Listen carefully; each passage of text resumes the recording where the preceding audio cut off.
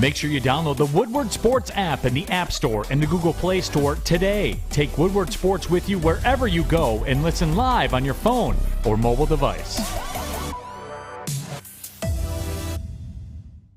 Oh, shit. And good morning, everybody. Welcome to the Morning Woodward Show here on the Woodward Sports Network on a beautiful Wednesday morning. Hope you all enjoyed the last episode of Hard Knocks last night. Boy, Jeff, we got a jam-packed show today. We do. Hard Knocks recap. J.J. McCarthy's situation, of course. Have to go over the AP poll, top 25 released. Where Michigan are they in the top 4? What it means for their season. Top of the hour division winners around the NFL. We'll release our power rankings. Predictions time. Power rankings in the NFL as well going into the season. Ton of great stuff today. But how are you doing this morning? I'm doing good. Watched last night's episode of Hard Knocks. I didn't know how to feel. I was sad because you saw a lot of moments where you're like, you know what, I feel bad for him. But at the same time, though, I did enjoy the Hard Knocks experience. I think they still missed out on a lot of things, in my opinion. If you're looking at it from entertainment value, I think Jeff Okudah and Jameson Williams still are two players that you probably could get a little more out of. But again, I'm nitpicking at this point. As a Lions fan, it was good to see us on Hard Knocks. It was nice to see the moments, and especially at the end, that last episode, it really opened at least my eyes even more to how different the culture is. As opposed to with Matt Patricia. And how can you not like it as a Lions fan, man? Like seeing Dan Campbell at the end take, like 30 minutes to respond, and he finally says it. And he's like, the Detroit Lions can and will. Now, however you define it is however you define it. But it's awesome to see the culture. It really is. And they got to win, but in terms of an attitude around the team, it's refreshing. I mean, every single player they cut said thank you, and I love what you guys are doing. So I think it says a lot about Dan Campbell and Brad Holmes as people, as individuals. I think one of the takeaways has to be it's been consistent the whole time, right? You said the players, even when they got cut, hey, coach, you're doing a hell of a job. Yeah. Hey, you guys are building something special here. That's all great. But it's been consistent. I have to be fair. Like, that has been the consistent theme with every player that's been in and out of that door since those two have arrived. And you want to look too much into it? Not too much? I don't care. I'm not going to dive into an episode of Hard Knocks. I thought it was a good ending. I thought they did a good job with it. I told you yesterday I'd give it a 7. After last night, probably 7.5. That's what Hard Knocks is supposed to be about, right? Tug on the heartstrings a little bit. Yeah. Oh, players getting cut. Reality of the NFL. Well, there is a reality facing this entire organization. And it's 3 less letters. than, not even 72, 96 hours away. Playing the game of football. And not only playing, Jeff, winning. I'll say 3 letters, win. That's it. You have to win. Yeah. Welcome to the NFL. Again, for as good of an offseason as it's been, Aiden Hutchinson falling to you at number 2. Your GM trading up in the draft for Jameson Williams, number 12 overall. His previous draft, walking away with Penei Sewell and Amon-Ra St. Brown. St. Brown, a 4th-round pick. A lot of good things. And you can do a lot of good things in the NFL and still lose your job. Why? Because you're not winning. Yeah. That's a big deal. So, we gave our season predictions yesterday. We went game by game. I'm 7-10. You were 8-9. Yep. I don't think far off. I think that's the reality for the team. Do I think they're one of the teams that can go from worst to first? With that defense. You know what? I was just going to say, it's not just the defense, though. Unproven defense, I should say. If the Lions were in any other division, I think you could make a legitimate case that they could be one of the worst to first teams. I think you could make that argument. But I don't see how they leapfrog Green Bay or Minnesota in the same season. Green Bay fielding a top 5 defense, Minnesota fielding a top 5 offense. Good luck. That's tough, man. It just is. It just is, especially with that defense. Got to play them twice a year. I think the whole process of cutting players, that's tough, man. Right? These guys are busting their asses off. It definitely pulls on the heartstrings, but overall, good episode. I think one of the better ones. Did you like the Chase Lucas love? I loved it. Because I think he's got that. There's that certain, and I know people use the term dog, but he's got that willingness to get better every single day. And he even asked, he's like, Coach, I got a chance to start. Like, I want to start. I don't want you guys to think I'm not ready. Like, he really, and they described it as he loves football. I think that's a perfect way to describe Chase Lucas. I'm excited for him. And that's what I loved about Hard Knocks, is you got to see, the different perspectives of different players. Like, for example, Craig Reynolds. I mean, a guy that was almost on the brink of being cut. But the thing that stood out is all the coaches said good things about him. Aaron Glenn liked him. Deuce Staley liked him. I mean, everybody said good. Dan Campbell and Brad Holmes both liked him. And then, it got down to the tough decisions where, Godwin gets cut. And which we already knew this was going to happen. But I'm glad, it's really the individuals. It's Craig Reynolds, it's Chase Lucas. Seeing how much the coaches just absolutely love those guys. So, and I love Craig Reynolds. That was my guy. I wanted him to stay out of all the running backs that, had to get released. So I'm glad he's here. But it was nice to see that perspective. Chase Lucas, slowly but surely. He's a competitor, man. Slowly but surely. And he plays, again, I think the most difficult position in the NFL outside of quarterback. It is so hard to line up at corner. It is impossible with the rules we have in place today to even guard these receivers. And look, this isn't a knock, but look at Hunter Renfrow. Dude's essentially a wide receiver one, statistically. He's, the second best receiver on his team? Maybe the third best option on his team? Behind Waller and Adams now? These guys are Cooper Kupp. These are guys you don't associate with dominating the league. And they're unguardable, by the way.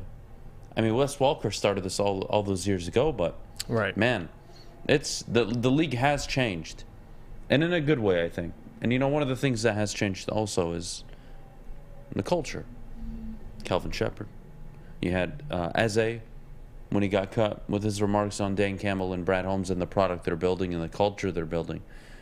That's great, man. That's good to hear. I'm all for it. Mm-hmm. But reality's on Sunday. Reality starts, and I love the ending of the show. Kelvin Shepard was quoted saying, the 2022 Detroit Lions will put the NFL on notice. Dan Campbell said the Detroit Lions can and will, I believe. I liked Aaron Glenn's response. Compete every game. That's what I think. That's going to be their we said that last year, though. But some games. You're I'm right. just saying, you're right. But you can compete. Every team realistically competes. You're right. But every year, but for I think how they described it too, and you brought it up. There's the mindset they're building. You have to win. Like players, especially now before the season, your record 0-0. It's easy to say we're going to put the world on notice, but once you're 1-5, things start turning. But I will say, even last year, the players not quitting on Dan Campbell. I get you have to win to build a winning culture, but at least he's got guys playing hard for him, and I know that's not all you want your head coach to do, but we'll see.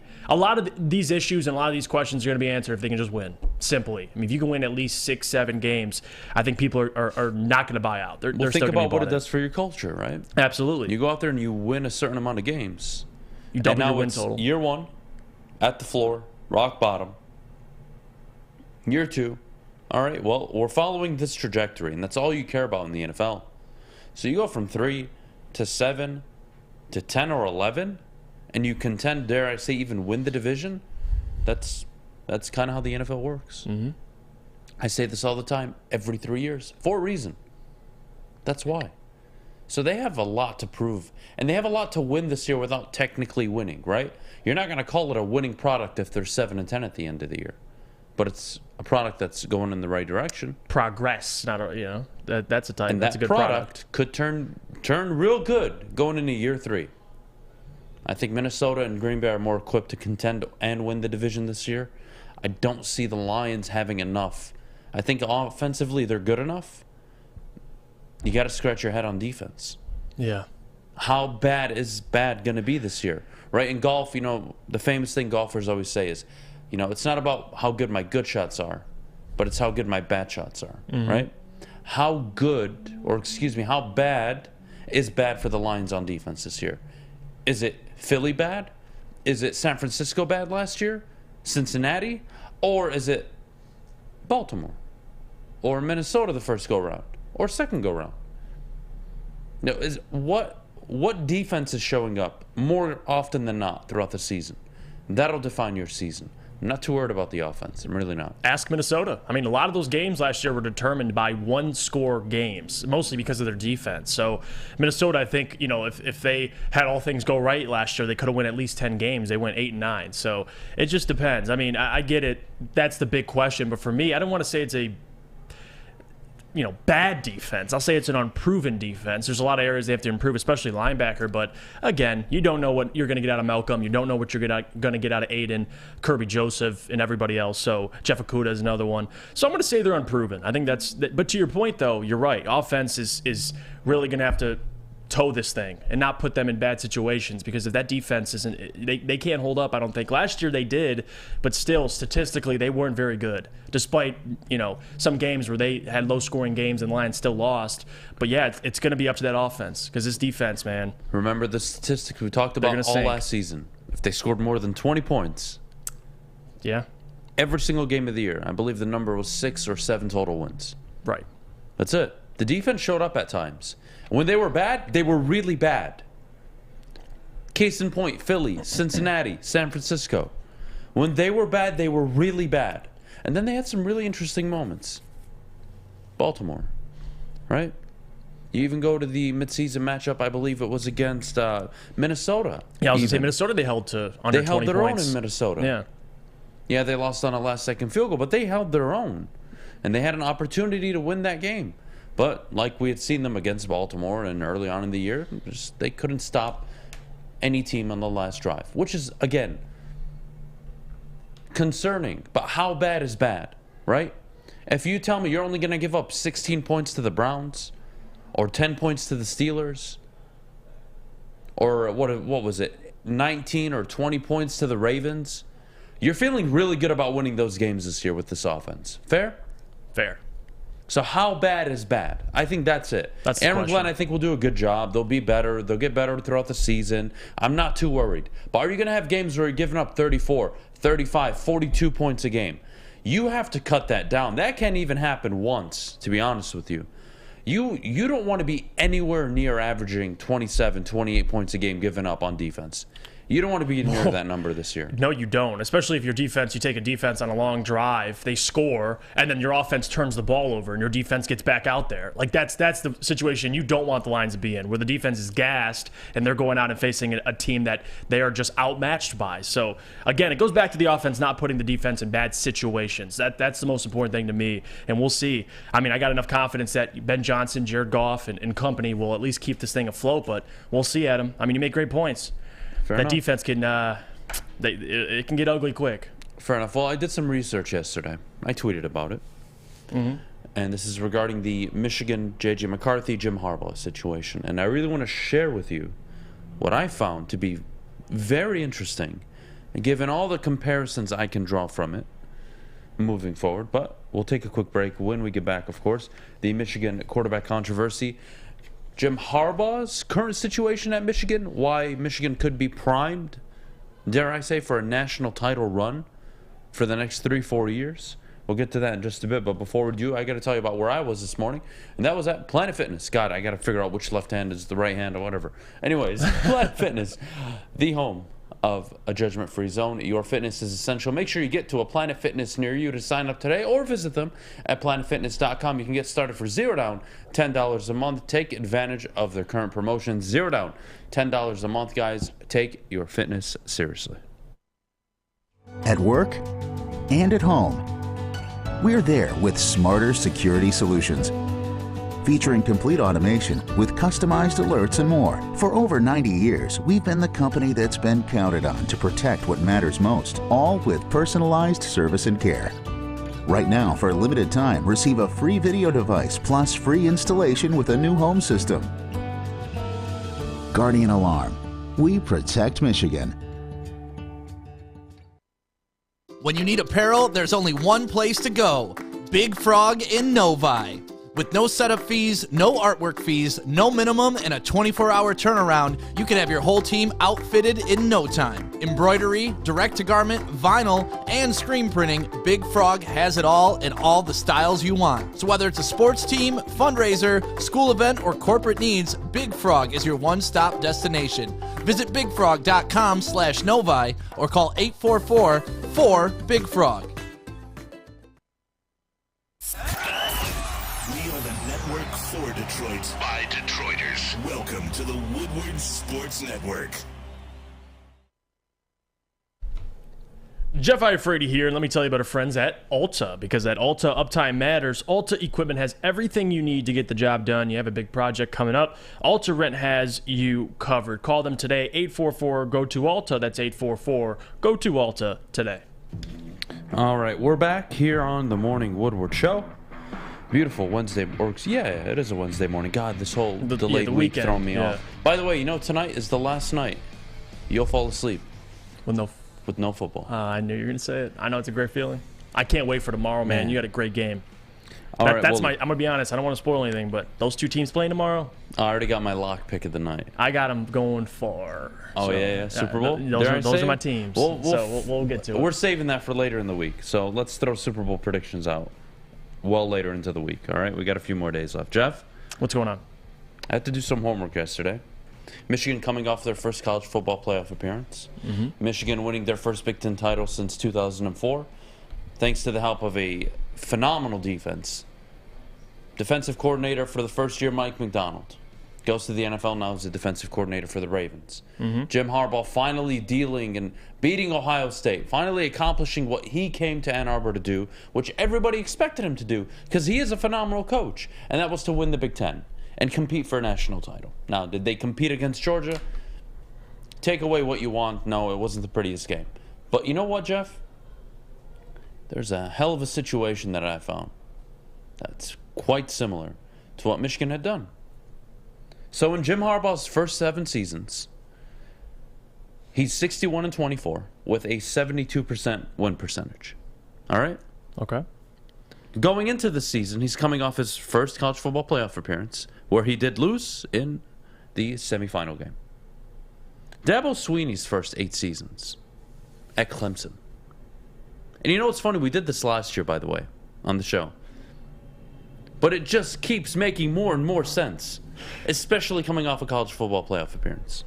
Dabo Swinney's first 8 seasons, 75-27, a 74% win percentage, coming off his first college football playoff appearance where they lost in the championship game with Deshaun Watson. And then insert Deshaun Watson and Trevor Lawrence over the next 4 years. And what do you get? 3 college football playoff appearances, 2 titles. 1 with Deshaun, 1 with Trevor Lawrence. And that has me begging the question this morning. Harbaugh, going into his 8th season, 61-24, very similar win percentage, coming off his first college football playoff appearance. Insert J.J. McCarthy? What's the ceiling here? And look, again, you're not going to find anybody who's been more vocal about wanting J.J. in the job, even dating back to last season. But Michigan recruits at a high level. And you can't tell me Clemson did not directly benefit for the Trevor Lawrence years from what happened with Deshaun Watson. Absolutely. Right? Absolutely. So is JJ your end-all, be-all? He doesn't have to be. But what JJ allows you to do, in my opinion, in the transfer portal, along with recruiting, is bringing all these guys that will just take Michigan to the next level, in my opinion. And again, Jim Harbaugh wins. He's a winning coach. All right, he got the monkey off his back, finally beat Ohio State, finally captured the Big Ten title last year. All the momentum is in this program's favor. They just got to make the switch, in my opinion. Will they win 2 national titles in the next 4 years and get to 3 college football playoffs like Clemson did? I don't know. But I have to ask that question this morning, though. Because you put in J.J. McCarthy. How many more teams in the entire landscape of college football are you more confident in this year than Michigan? What would you say? Bama and Georgia? Maybe Ohio State? Mm-hmm. Those are my 3. So those are your top 4 in the AP poll. Right. Anybody else?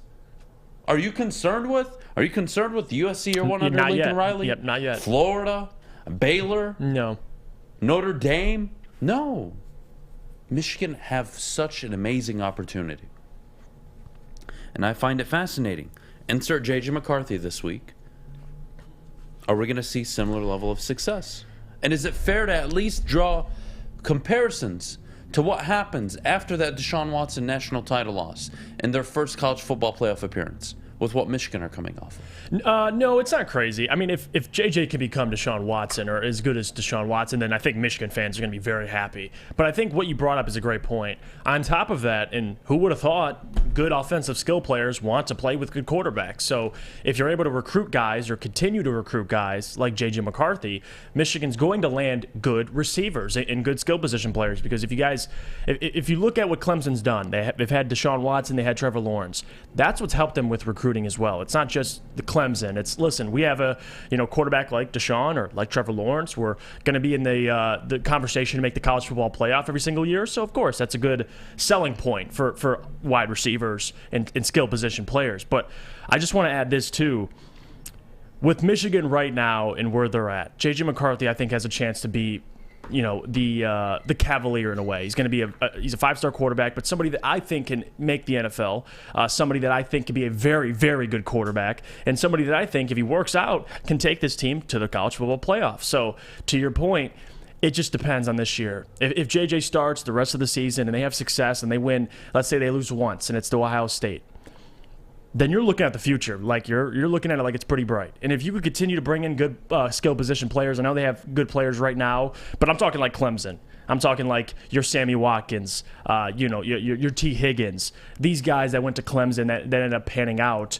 Then, of course, you continue to get 5-star quarterbacks. You're going to be able to elongate that success because it's not just about J.J. McCarthy. It's about after J.J. McCarthy. Well, let's look at it because you mentioned T. Higgins, but you're a step ahead. And I'll tell you why. What was before T. Higgins? What did that 2015 roster look like? It was Deshaun Watson, right? Mm-hmm. But it was Wayne Gallman running for 1,500 yards. I don't want to say Hassan Haskins, but essentially a very similar role, right? Your bell cow back. And you weren't explosive at wide receiver. It was a Travis Scott, Sharon Peake, Deion Kane, Jordan Leggett. Those were your top 4 receivers, none of which had 1,000 yards. Remind you of any team? And that's, by the way, the 5th receiver on that team, by the way, ended up being Hunter Renfrow, by the way. And that's the point I was making because, like you said, you have a quarterback like Deshaun Watson, you're going to be able to bring in more and more talent on the outside. So even having JJ for the next 2 years, I think that's going to help them in recruiting. I mean, you're going to be able to get better receivers because they know what quarterback they're going to play with. So definitely, I see the comparisons. It makes sense. So if you want to compare last year's team to the 2015 Clemson, think of the recruiting capabilities. And, we talked a lot about the potential head coaching job for Jim Harbaugh going to the NFL. Mm-hmm. Like, man, that really derailed their offseason. They could have been so much better. It really could have been. And can you announce J.J. McCarthy as the starter when he's undergoing shoulder recovery? No, you can't. You can't. But, boy, it helps, man. It really helps that at this point, God, I'm talking like Dan Campbell now, throwing a man at the end of my sentence. Anyways, it really helps that you can go into this season, coming off your first college football playoff appearance. You can't tell me that we're not going to be talking about Michigan as a top 4, top 5, top 6 team in college football in late November. Or excuse me, I should say late October, early November. With 3, 4, 5 games left, they're going to be in the top 4 probably. They'll still be running the table, and they're going to be looking at Columbus saying, we're going to go there undefeated. And depending on how Georgia, Bama, Ohio State do, we win that game. That's a guarantee we're in the college football playoff. But even if we lose, but we ran the table and we showed we were one of the better teams all year, but we barely lost to Ohio State. Right. I think as a college football playoff voter, you're sitting there saying, hey, you know what? A one-loss Pac-12 champion, a one-loss Big 12 champion, or a one-loss Michigan team that barely lost to the Big 10 champion Ohio State, who ran the table. Like, Michigan has a great opportunity this year to get back to the college football playoff, but let's look at the next 4 years. If I told you in the next 4 years they made 3 college football playoff appearances and won 2 national titles, I don't think we'd agree and say they'll do it, right? I think that is very unlikely. Having said that, do they have the opportunity to be at least as relevant as Clemson were in that stretch? I think with J.J. McCarthy, they absolutely do. And that's why that decision is so program changing. It's not just about winning games this year. You play J.J. McCarthy. How many players want to play with a Deshaun Watson, want to play with a Trevor Lawrence, right? Hell, you even look at Alabama now. Nick Saban caught up. He didn't sit there and sit on his high horse and say, yep, defense running the football, Mark Ingram, Derrick Henry. Yeah. No. Jalen Hurts, and then it was Tua, and now it's Bryce And Young. look what receivers that got them. Jerry Jeudy, and the list goes on. Devontae Smith, Jalen Waddle, we can go on and on. Get a dynamic quarterback at your program, and you will benefit significantly from it. Can I ask you something, too? Because something that Dabo Swinney, at the time of Deshaun Watson, didn't have to deal with, at least, above the table, maybe under the table, is NIL. How do you think NIL is going to affect this as well moving forward for Michigan? Because we've seen them, and you struggle, I guess is probably the way to put it, with this new era. But with the terms of going out and getting, for an example, Dante Moore went to Oregon, got 1.5. Was able to go to Oregon and start. That was a quarterback that Michigan fans did want to go to Michigan. What do you say about that for Michigan fans? How do you approach the future with recruiting guys like another J.J. McCarthy? For Dante Moore in that situation, right? The NIL thing played a big role in it, from what I know. But again, Cade McNamara is a starting quarterback. When you're Dante Moore and you're 18 years old trying to make a decision, and you say, okay, who is the most recent Michigan quarterback and do I relate to them? Dante Moore, athletic, dual threat, looking to shine in college. Cade McNamara. Pocket quarterback, game manager. That's kind of the complete opposite. So I totally get that situation. But NIL is going to play a big role. Because Clemson and Michigan will pay. have the money. Yeah, they do. Michigan have the money. They have the facilities. They have the recruiting power with Jim Harbaugh. Still a damn good recruiter. Can you get the buy-in to get to the next level, which is the level of Ohio State? Clemson have been. Georgia have been. Alabama have been. How do you get to that level? Talent. Look at the NFL. Kyle Shanahan. Do you know what his record is without Jimmy Garoppolo as a starting quarterback? I don't know off the top of my head. I'll give you the number. 36 games. What do you think his record is? Under 500. 8-28. Oh my God, that's really under 500. 8-28, Kyle Shanahan. Yeah. Without Jimmy Garoppolo starting as quarterback. Puts into perspective. You need talent. Yeah. You need your quarterback to be playing at an excellent level. Hell, for all the stuff and all the crap you gave Lincoln Riley out in Oklahoma, he produced 2 Heisman winners.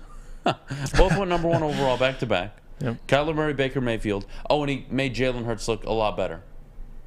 And he actually got him drafted in the second round instead of what would have been probably a third, fourth round pick had he gone anywhere else. And Caleb Williams is next. Yeah. Go get your quarterback, Michigan. It just so happens you have him. Nobody in the Big Ten outside of Ohio State has the potential you have at quarterback. C.J. Stroud, we all understand. And I'm not talking NFL comparisons. I don't care about the NFL. This is college football.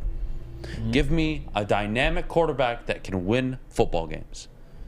J.J. McCarthy checks that box. Caleb Williams, Bryce Young, C.J. Stroud. That's the conversation you're going to be in. And that'll only attract more recruits and allow you to move forward. When we get back, Jeff, our top 10 teams in the NFL, we're going to release our first power rankings. We'll do this every Tuesday moving forward. The day before the first Thursday Night Football game. I'm excited, Jeff. I'm excited. But before we go, I got to tell you about the official drink of the summer, and that is the Mulligan, brought to you by our good friends over at Gypsy Vodka. The official drink of the summer, 8% alcohol, iced tea, lemonade, vodka mixed, of course. Our good friend Fish is going to host a barbecue this weekend, and you know what I'm going to be drinking?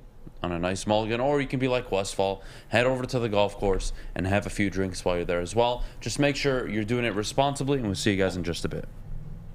Hey, this is Mr. Kearney, Chief Academic Officer, Academy of Warren. I want to welcome you to the brand new field house. The state-of-the-art facility has a regulation basketball court, volleyball court, soccer field. It can be used for 7-on-7 football. Our K-8 academic features AM, PM latchkey, small classroom sizes, learning street, futuristic media center, free breakfast and lunch, Holton Mifflin curriculum, academic games, K-8 athletics, and more. Enroll today at academywarren.net.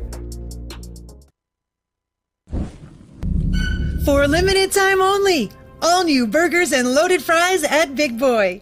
It's not a Slim Jim, it's the Big Jim. The chili cheese is such a tease. Guess what else is new? The bacon blue. How about upgrading those fries? Chili cheese fries, baked potato fries, nacho fries, what will it be? Satisfy those taste buds at Big Boy. Woodward Avenue, the first paved road in America. Woodward Sports, the first sports network born in Detroit and made for Detroit. And we're back here on the Morning Woodward Show. Jeff, Iafrate, myself, Adham Beydoun, Samuel Fisher, Alex Westfall. Thank you all for joining us this morning. Should be a great segment here. Jeff, top 10 teams in the NFL. Yes. You know, we don't ever typically agree on this stuff. No. And But I that's was what makes it actually great. surprised you had the Raiders in your top 10. That was a handshake move. When I saw the list, I was like, all right. You're like a proud, All right. proud Good job, big Jeff. bro There you moment. go. Yeah. So let's just get right into it. Top 10 teams. Mine are on the top. Jeff's are on the bottom. All right, Jeff. You got Miami at number 10. Wow. Mm-hmm. Miami made your list. They did. That's ballsy, dude. It is. That's ballsy. So give me two teams on the outside that didn't make your top 10 list that you were really thinking closely and hard about. Actually, both, you could argue, were in the NFC North. The Really? Green Bay Packers and the Minnesota Vikings, because I like both of them. Green Bay in totality. You have Aaron Rodgers. I get the receiver room is a little, they don't have a ton of talent there yet, but defensively, I think they make up for it. There's a lot of teams I also thought about too at this spot. I'm gonna go with those two though. The San Francisco 49ers is another team that I think was left off this list slightly, but there's a lot of teams. I could go. The two teams that missed out just barely for me. Number one, the Packers. And number two, the Niners. I think the Niners have probably a top 5 roster. We'll see if Trey Lance can play. But you got the Miami Dolphins at number 10. I respect it. Tua Tagovailoa. Mike McDaniel is the head coach now. You have Jalen Waddle, Tyreek Hill. Good defense. Chase Edmonds at running back. A revamped offensive line. They're going to be good this year. The Raiders, I got them at 10. I know you have them a little higher. The Raiders, for me, there's one question mark. One question mark that'll totally derail their season. McDaniels. Josh McDaniels. I'm banking on it. I'm banking on him too. But I you're got him right. in my top 10. But you're right. Devontae Adams, Hunter Renfrow, Darren Waller, Josh Jacobs, a pretty good offensive line. This team made the playoffs last year with a fake head coach. You have no reason not to not only contend in your division, but to be honest with you, you walk away. And by the way, we both did the same thing. I believe we did, right? Yes, we did. We both have all 4 teams from the AFC West in our top 10. Which is That says something. yeah. That division is going to be hell. I say by week 3, week 4, 2 out of those 4 teams are probably going to be out of the top 10, just given they're going to lose games. They're all going to play each other. But going on to number 9, you have Philly. I can't believe you have Philly in your top 10. I'm not going to lie. As a that roster. was a surprise pick. Yeah. That was a surprise pick for me. And this is Explain it. another team that I had to leave out too is the Ravens. And I get the Ravens are just outside of this. You have them at 3. I like what the Ravens are building. I just still have questions about who Lamar is going to be throwing to besides Mark Andrews. And we're going to find out this year. I'm talking about in totality, guys. This is as a team offensively and defensively. And if I'm basing it off that, I think Philly and Miami have a more complete team than the Ravens. Call me crazy, but I looked at the roster. That's what I figured. So, Really? Yeah, I really do. Both I sides of the can't ball. wait to get to it. Yeah, Let's yeah. do it. Number 9, I do have Philly. I think as a roster, they have the best offensive line. They have A.J. Brown and Devontae Smith, 2 guys that I think are going to be very, very good. The only question I have about this roster is their quarterback. They have Dallas Goedert, who almost had 1,000 last year. They have a very, very good defense. They just traded for Gardner Johnson, a really good corner, on top of who they already have at corner, linebacker, their Are you pass sold rush. on Jalen Hurts? No, I'm not. But as a roster, I'm putting them at 9. Now, it's up to them if they want to derail the season. But as of right now, they do have, I think, a top 10 team. We'll get to Jalen Hurts later because we're going to yes, talk about we him are and going Jared to talk Goff about in the it. second hour of the show. But at number 9, I got the Denver Broncos. All right, Russell Wilson, I think, makes all the difference in the world. It's a young wide receiver core, but there is talent. I don't like the Tim Patrick injury, but they'll deal with it. You got Javonte Williams, Melvin Gordon out of the backfield, Nathaniel Hackett coming over from Green Bay. It's a good move, I think. Broncos at 9. We both agree here at 8. Kansas City, the Tyreek Hill trade does hurt. I think it'll hurt significantly. The defense losing Honey Badger, that's going to hurt as well. Any complaints here? I think we both agree. Chiefs at 8. They're going to be a good team. Are they going to win their division? Probably not. I think we have the same division winner, which we'll get to later. But for 8, do we have anything else to add with the Chiefs? No. Patrick Mahomes, I think. Andy Reid, Patrick Mahomes, that sums it up. They're got to be a top 10 team. Alone puts them in there. All right, number 7. Yeah. I got the Tampa Bay Bucks. I can't have them as high as you do. I think their defensive line and Tom Brady alone will win them a ton of games this year. They're playing in a weak division. But no Antonio Brown, no Rob Gronkowski, Mike Evans, Chris Godwin coming off an ACL injury, I believe. But you add Russell Gage and Julio Jones. I mean, we're talking. It works with Tom Brady. Yeah. But look, is it a team that's going to win a lot of games? Is it a team that's going to win a division? Probably. I'll give you that. Are they one of the better teams that I think are going to get to an NFC championship game? No, I don't. I think they're a wild card divisional round at most team. They're not getting further than that. I love Tom Brady, but this is too much for him to overcome. Todd Bowles' first year as a head coach. They're going to win a lot of games. I just don't think they're good enough to contend for the Super Bowl. And I want to go with my reasoning. Also for the Bucs, I just want to add too, like in totality, I still do think they're a top 10 roster. You have them at 7. I think they're better than the Bengals slightly, but it's close. I mean, it's a toss-up. Really, for my reasoning is 4, 5, and 6, and 7. Really, like are going to interchange throughout. Yeah, I just felt like with Tom, the receivers they added, they still have a very, very good defense, and I think they'll be good this year. So I have them as a top 4 team. I don't have them in the Super Bowl, but they're still pretty good. All right, you got the Raiders at 7. I do. As a roster, I really do. And I get it. People, you're going to have questions, and people like to nitpick, but I'm talking about as a roster. Like, you can't deny the Raiders as a complete roster is a top 10 team. I mean, you have them at 10, I have them at 7. It's not much of a difference, but you add Chandler Jones, you add Devontae Adams, you already have Hunter Renfrow, who is an 1,000-yard receiver, Darren Waller, 1,000-yard tight end. I think they're going to be good, and I have them, I don't know if they'll win the division when we'll get to that later, but I think they'll be way, way better. It just depends on McDaniels, like you said. All right, fair enough. Well, let's go to top 6. So the Vikings, the Chargers. You have them at 3, and I don't blame you. Yeah, I love the Chargers. From the moves they've made, they arguably, outside of the Rams, have the best personnel in the NFL. Absolutely. J.C. Jackson, Khalil Mack, they made the additions. They have a very good offensive line. Austin Eckler, the weapons they have on offense, Mike Williams, Keenan Allen. I get it. But they haven't won anything yet. I think it matters a little bit. It's why I'm not so high on the Vikings either. They're at 5 for me. I think they're going to get to an NFC championship this year. But the point for me with the Chargers, I have Brandon Staley, who underwhelmed down the stretch last season. They should have made the playoffs. They didn't. They lost the game to Oakland. He shot himself in the foot. Questionable decisions. He shot himself in the foot. I have questions about Brandon Staley. I think he's going to take that next step this year. I do think they're a team that will contend, let alone win their division. But along with Minnesota, I have the Chargers as I need to see it before I get them any higher than 5. Can I ask you this something? Go for it. So the Chargers went 9-8 last year. Yes. The Vikings went 8-9.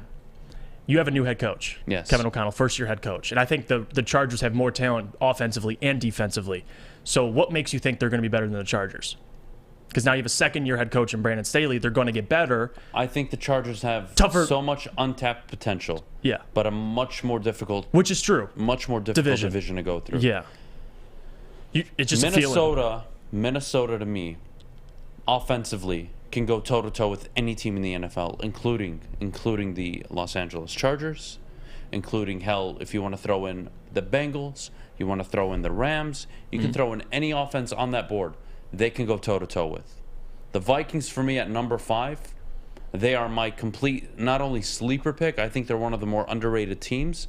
For all the knocks we give them on defense about, under Mike Zimmer, they weren't all that very good. Mike Zimmer really fell apart the last 2-3 years he was in Minnesota. There's a reason their GM lost his job, too. I think Kevin O'Connell steps in day 1, wins the division with the Vikings, and I think gets them to an NFC championship game. I respect that. I disagree, but I respect that. I respect it. Give me your 5. So 5, I have the Cincinnati Bengals. I mean, this is a Super Bowl team that got better. I mean, in my opinion, they revamped their offensive line. They added Lyle Collins, and they added another offensive lineman. I can't remember off the top of my head, but revamped offensive line. They already have, in my opinion, the best wide receiver core in the league with Tyler Boyd, T. Higgins, and Jamar Chase. And they add O.J. Howard as well. So I think they are talking to him, not officially. So I think they deserve to be in the top 5. Absolutely. You have them at 4, so we pretty much agree. Yeah, the there. Bengals for me. This is a team that was leading in the Super Bowl with 2 minutes left to go. Absolutely. This is a team that went toe to toe with every team they played down the stretch. They were one of the better teams down the last 5-6 games of the year. They got hot at the right time. They beat the Chiefs in a pivotal game towards the end of the year, and then they beat them again in the AFC Championship game. So, for me, the Bengals deserve all the credit in the world. They got better with the offensive line. They're returning 10 of 11 starters on defense. I like what Cincinnati's doing. Top 3. And I know you have the Bucs at 4, by the way. You kind of already explained it. Is there anything you want to add to the Bucs before we move on? Tom Edward Brady. Yeah. Fair enough. Fair enough. I'm not gonna completely hate it. He might drop off a cliff, but who knows? So top 3, we basically agree outside of a team you don't even have in your top 10, which I think is crazy. And again, I'm starting the year with where I think teams are gonna finish the year too, especially at the top 5 level. Mm-hmm. The teams from 6 to 10, I think, will interchange. I could totally see the Broncos and the Raiders making their way out for a few teams coming in over the next few weeks. Even the Chiefs and the Bucs, I could totally see out of the top 10 2, 3, 4 weeks from now. But the teams that are in the 5, those are the teams I have in the championship games. And I don't want to spoil it all. But I got the Bills in the AFC Championship game. Okay. I've got the Ravens in the AFC Championship game. Okay. All right. I got the Rams in the NFC Championship game, and I got the Vikings back in the NFC Championship game. Those are my 4 teams, and they're in my top 5. So the Ravens, John Harbaugh's a top 3 coach in the NFL. Which I agree with. I think he doesn't get enough love. I think defensively they're going to be phenomenal this year.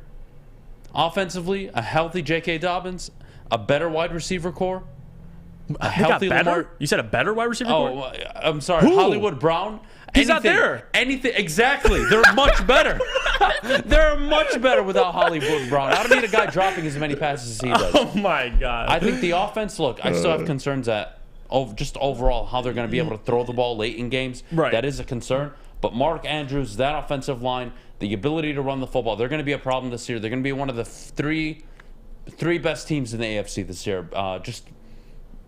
I'm gonna go out on a limb with the Ravens here. Okay, that's I'm fine. Gonna say they're I'm top gonna let 3 you. team I'm gonna in let the you. NFL. Chargers hit me. Yeah, Chargers. Listen, I'm taking the Chargers over the Vikings and the Ravens. I really am. I like the Chargers a lot, and I think Justin Herbert, one of the only quarterbacks ever to throw 30 touchdowns in his first 3 years in the NFL. So the guy's only going to get better, and now you give him an even better defense. I think the Chargers. It's up to Staley, but I think the Chargers, if they can accomplish their goal this year, is to win the AFC West and make it far in the postseason. So I don't know if they'll do it, but I have them as a top 3 team. So I think they can. They have do a it. top 3 roster. They do. I have to say they have a top 3 roster. Brandon Staley has everything in front of him to be the next young, up and coming, great, well-spoken head coach. It's all in front of him. He's got the quarterback. He's got the weapons. He's got the defense. There are no excuses with the Chargers this year. I agree 100%. All right, top 2. We both agree. These are my 2. Rams at 2. Yeah. Defending Super Bowl champions. I would have loved to put them at 1. A lot of reporters are saying they've had the best camp that they've seen out of any team they visited. Mm-hmm. But the Bills, man, the Bills are a problem. The Bills have a division where they're going to probably, I would say, walk through it pretty easily. Not too worried about the Jets, not too worried about Miami even, and not too worried about New England. I think it'll be Buffalo, Miami, New England, and the Jets. Hell, I could maybe even make a case New England's going to be bottom of the division. But, Jeff, we agree the Rams at 2? The Bills at 1. They got Josh Allen, Stephon Diggs. Yes. That offense, that defense. My only concern is... What is your concern? McDermott is a defensive-minded coach. And they walked all over. They got walked all over by Kansas City. And vice versa. Their offense walks all over teams anyways. But can they take that next step on defense that'll allow them to be what the Rams were last season, right? The Rams were middle of the pack, down the stretch, for really most of the season actually on defense. And then playoff time came, they stepped up.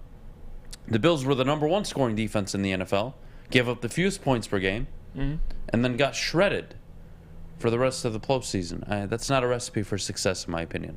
They got to get better. They have to be more consistent, better in the postseason. It's my only concern with the Buffalo Bills, but I think they're Super Bowl contenders this year. I think to look at the Bills, and I'll give you it in one number, 13. 13 seconds it took for Patrick Mahomes to beat them last year. So then they got better. We'll see. We'll see how significant the loss of Brian Dable is, but I'm really high on the Bills as well. They're a team that I feel like can and will win the Super Bowl. But yeah, that's my top 10 list right there. And I do want to say, too, to defend my Miami pick. You don't have to defend it. Miami loaded up this offseason. Thank you. All right, you just said. Yeah, you don't need to defend it. All right. Look, I don't have them in my top 10 because they do have question marks at quarterback, and I agree. And that's a tough one for me. And Derek Carr, proven. Derek Carr's a proven model. That's why I had them at 10. I told you, Miami just missed out along with San Francisco and Green Bay. They're right there. They're in that the first three out. But we'll take a break. When we get back, are the Lions building a winning culture? Is it finally time to believe that they're actually doing things the right way, or is it just another bunch of BS and they're going to win 2 games this year and we're all going to be losing our minds? We'll get to that and more in just a bit. But before we do, Jeff, our good friends over at the Sports Marketing Agency. Yes, guys, let me tell you about our friends at SMA. In the Sports Marketing Agency, help spread awareness about mental health and substance abuse. Their new podcast, This is the F Word, helps spread awareness of fentanyl and other addictions. Go to thesportsma.com if you're struggling or know someone who is. Hi, my diamonds. It's Crystal with an X. You want to get hot and perfect like me? Here's my super easy routine. Drink at least a gallon of water before you wake up. Attach a weight to everything in your house. Hello? Sell your car and just sprint everywhere. Scream when you exhale. Don't follow Crystal with an X. Do your own thing at Planet Fitness with tons of equipment and free fitness training in our clean and spacious clubs. Join now for just $10 a month and cancel anytime. Detroit's downtown summer playground is back. Open all summer long, the Monroe Street Midway. Enjoy roller skating, free Wi-Fi, food trucks, art installations, and so much more. Don't forget to take advantage of the basketball court, putt-putt, and, of course, family programming all summer long. All art installations are done by Detroit artists, and it's a fun, safe event from people 1 to 100. Go to deckedoutdetroit.com. The only sports network in Detroit that starts with a W. You know, because we win. Woodward Sports, Detroit's winning sports network. Jeff Iafrate here, and I'm going to tell you about our friends at the Foaling Warehouse in Hamtramck, because it is the home of the original football bowling game called Foaling. 2 to play, $12 unlimited open play, or you could pay $120 for a lane reservation for up to 10 people. Get to 9 other friends and go out and go to the Foaling Warehouse. You can also get the $2 mystery beer machine, and you can go to the full bar and check it out. Get a little tipsy. So please go check out foalingwarehouse.com for more information. All right, we're back here, 8:49 here on the Morning Woodward Show. Jeff, my question to you, are the Lions finally building a winning culture? And not only are they building it, but is it actually time for fans to believe in it? Because we've seen this throughout the last 20, 30, 40, 50 years. Doesn't matter. It's all just a facade, right? New guy comes in, there's hope, and it goes back down to reality right away. But is this time actually different? And should Lions fans be hopeful? I think Lions fans, they deserve to be hopeful. I just think if you look at past times, and whether it's Jim Caldwell or Jim Schwartz, you have these, I guess, years where you do make the postseason, and Lions fans are bought in. They love it. They're having the time of their life. And then what happens after that is what makes the situation even worse. So for Lions fans, it's not about buying in, because I think everyone's pretty much bought in on Dan Campbell and what Brett Holmes is building. It's just really understanding that if you want to build a culture, especially in the NFL, you've got to win, period. So I get you could be hopeful, you could be bought in, you can like what they're doing.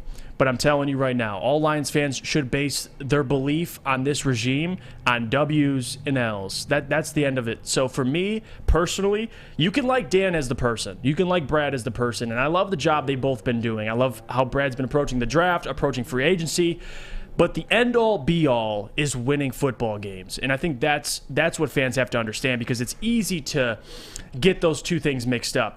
People buy in and I guess you could say drink the Kool-Aid, have the Lions coming out winning 10 games, winning 11 games, whatever it is.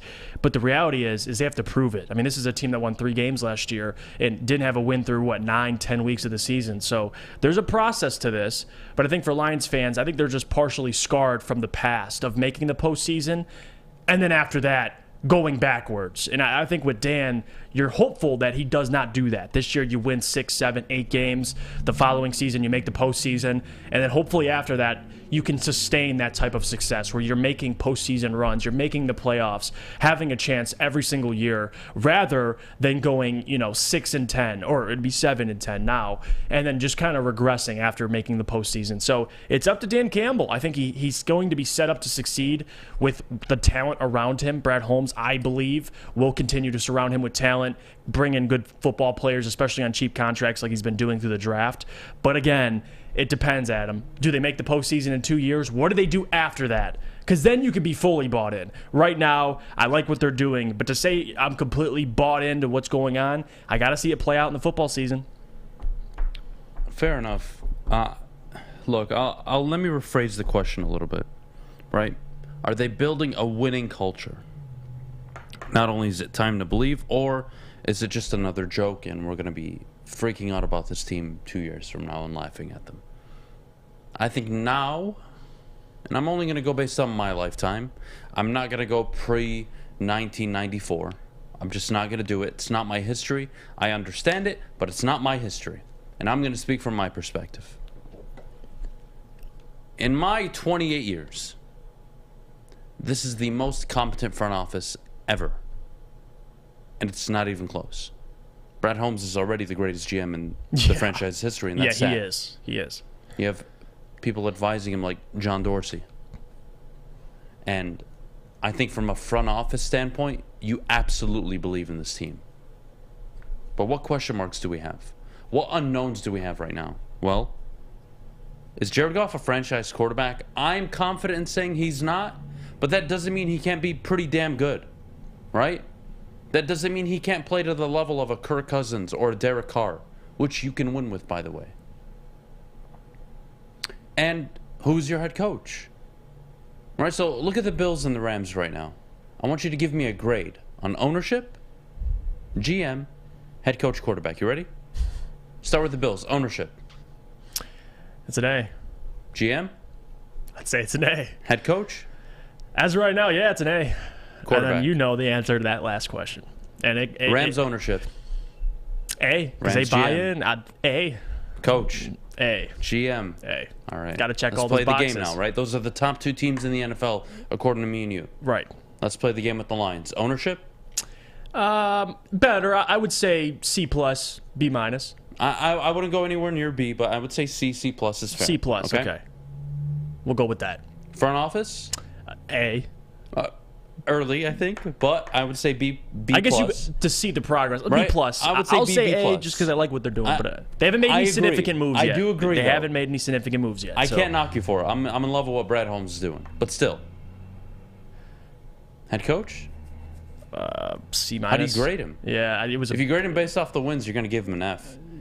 If you give players him an not quitting overall grade, on him, I would say a C-. C? Yeah, C- I would go with. Okay, and then quarterback. C? C, average. See the difference? Yeah. The Rams and the Bills, A. The Lions, C-. Yeah.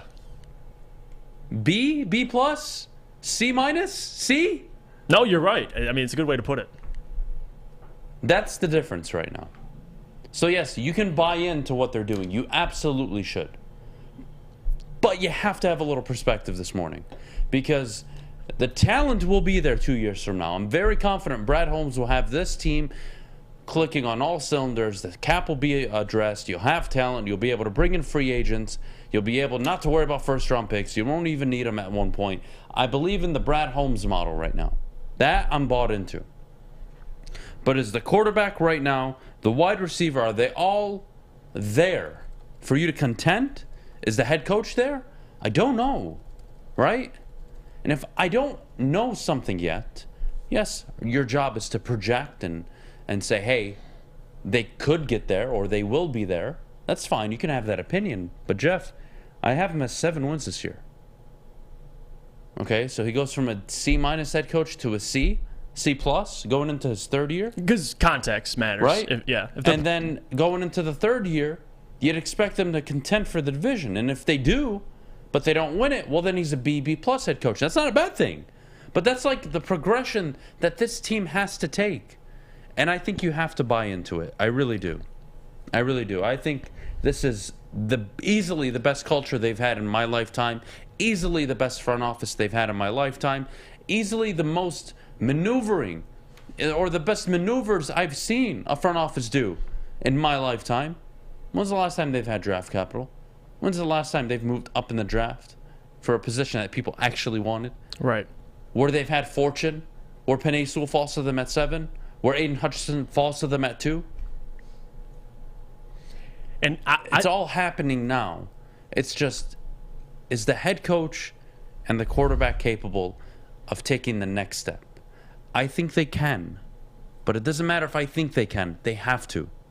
They don't have a choice. Because they'll be out of town sooner than they know it if they can't. And Brad Holmes knows this because the Minnesota Vikings GM prior to the new one who's in charge, Spielman was a damn good GM, made all the right personnel moves, made some good signings, some great draft picks, great value. But you know what he didn't do? He didn't get the head coach, didn't get the quarterback right. And never got a head coach that could elevate his quarterback. Right. Key mistake. Brad Holmes eventually is going to have to answer that bell. Maybe he doesn't.Maybe these two work out together. But that's the future. That's the reality with this team.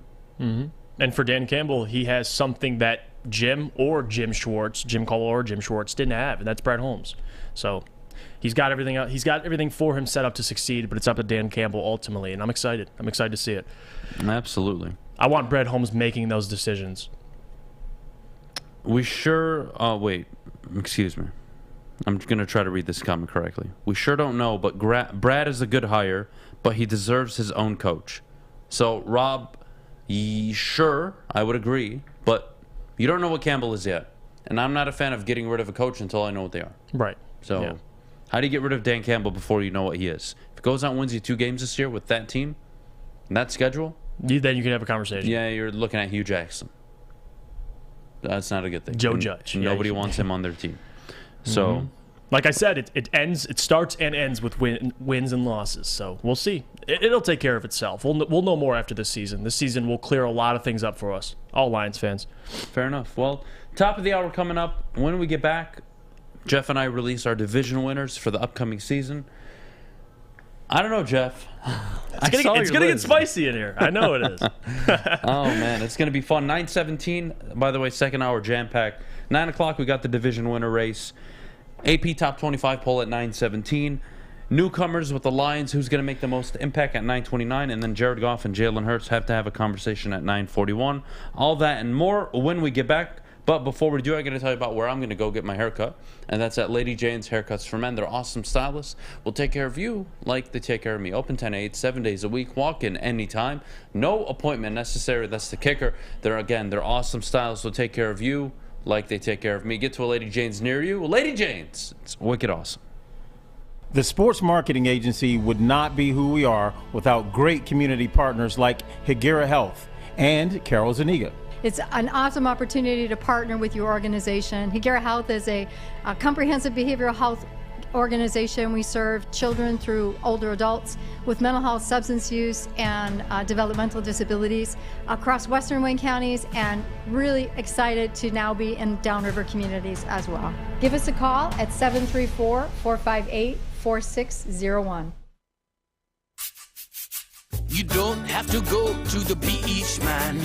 You don't have to get your butt crack full of sand. You just need a little chili peppers, man, to get that glowing beach chili peppers tan. Woo! With 26 locations in the Metro Detroit area and more coming, Chili Peppers Tanning is where you'll find the cleanest salons in the D. Join the Pepper Club for the best deals on unlimited tanning. Head to chilipepperstanning.com. You just need a little chili peppers, man. Get a shot up. This is for the win. All of Detroit's sports teams live on Woodward. All of Detroit's sports coverage lives on Woodward Sports. Driving the best in Detroit sports coverage. OddsTrader.com is the #1 site for your game day bets, play-by-play updates, live scores, and the best price for every game for multiple sports books. Go to OddsTrader.com right now for your best bet. All right, we're back here on the Morning Woodward Show. Top of the hour brought to you by our good friends over at Bedrock Detroit. Jeff, division winner time. Oh. All right, we did this last year, by the way. I think you went 5 of 8. And I went 5 of 8. I think we tied last year. I have to go back and double check, but I'm pretty sure we both went 5 and 8. I think the one that killed us was who was it? God, the AFC North. Neither of us had the Bengals winning the division last year. That was the kicker last year. Yeah, we probably have Cleveland or Baltimore. I think you had Cleveland, and I believe I had Baltimore. That both went to hell pretty quickly. It did. But here are our 2022 NFL Division Winners prediction for the upcoming season. Jeff, we'll start with the NFC North. Okay. So, I have them at 5. On my power rankings list, I had the Packers out of the top 10. Just get it out. The Vikings are winning the division this year. Vikings are winning the North. I think 11-6 gets the job done. The Packers, to me, are a 10-7 football team. Christian Watson, by the way, is not even above on the depth chart of Romeo Dubes, who was taken after in the draft. Like, I don't know what to make of their wide receivers. I really don't. But for me, NFC North, it's got to be the Minnesota Vikings. You have the Green Bay Packers, though. Yep, everything you said is nice. But they don't got Aaron Rodgers. And man. But that's the difference for me. I'm gonna say it like this. It's the Packers division until they lose it. I'm not going to sit here and say Kirk Cousins is going to rip it away from Aaron Rodgers. As much as we can say Aaron Rodgers is going to suffer with the loss of Davante Adams, and I agree with you to a certain extent. What's Aaron Rodgers' record without Davante Adams? That's the question I'm asking you guys. That's your homework assignment. Look that up, because I'm telling you right now, the Green Bay Packers, they're going to hurt, I think, and get worse. You can go on Jeff and Gentry pod on social media and check out my predictions. I have them at 11-6. I think the Packers will have 6 losses, but that still wins them the NFC North. So I love the defense they have. I think their defense can even win them a couple more games because they have a ton of talent. They have a ton of speed in the secondary. So I'm going to go with Green Bay to win the NFC North just because simply Aaron Rodgers has made receivers look way, way better than they are. And for as good of a defense as they have, Aaron Rodgers is not going to turn the ball over. And they have a run game, A.J. Dillon and Aaron Jones with that offensive line. I think they'll still win it. But I like the Vikings. They'll be second. Yeah, whatever. Vikings winning the division, They'll be a little brother. Yeah. Vikings win the division, dude. All right, go to the NFC East. We both have the Eagles winning. Yeah. So, you're very high on the Eagles. You have them in your top 10. I do agree their roster is pretty loaded. Jalen Hurts, I'm not as concerned as you are about him, but this pick had more to do with my hatred for the Dallas Cowboys than it did with me being in love with the Eagles. So this was a pretty simple decision for me. Fuck the Cowboys. Honestly, I was considering putting the Giants or the Commanders at this point, just for the sake of it, but the Eagles, I think they're probably the best, most complete roster in that division. You said it best. The only question mark I have, and it's not a big, giant question mark, but it is Jalen Hurts. I think the rest you don't really have questions about. I think they're more talented to Dallas.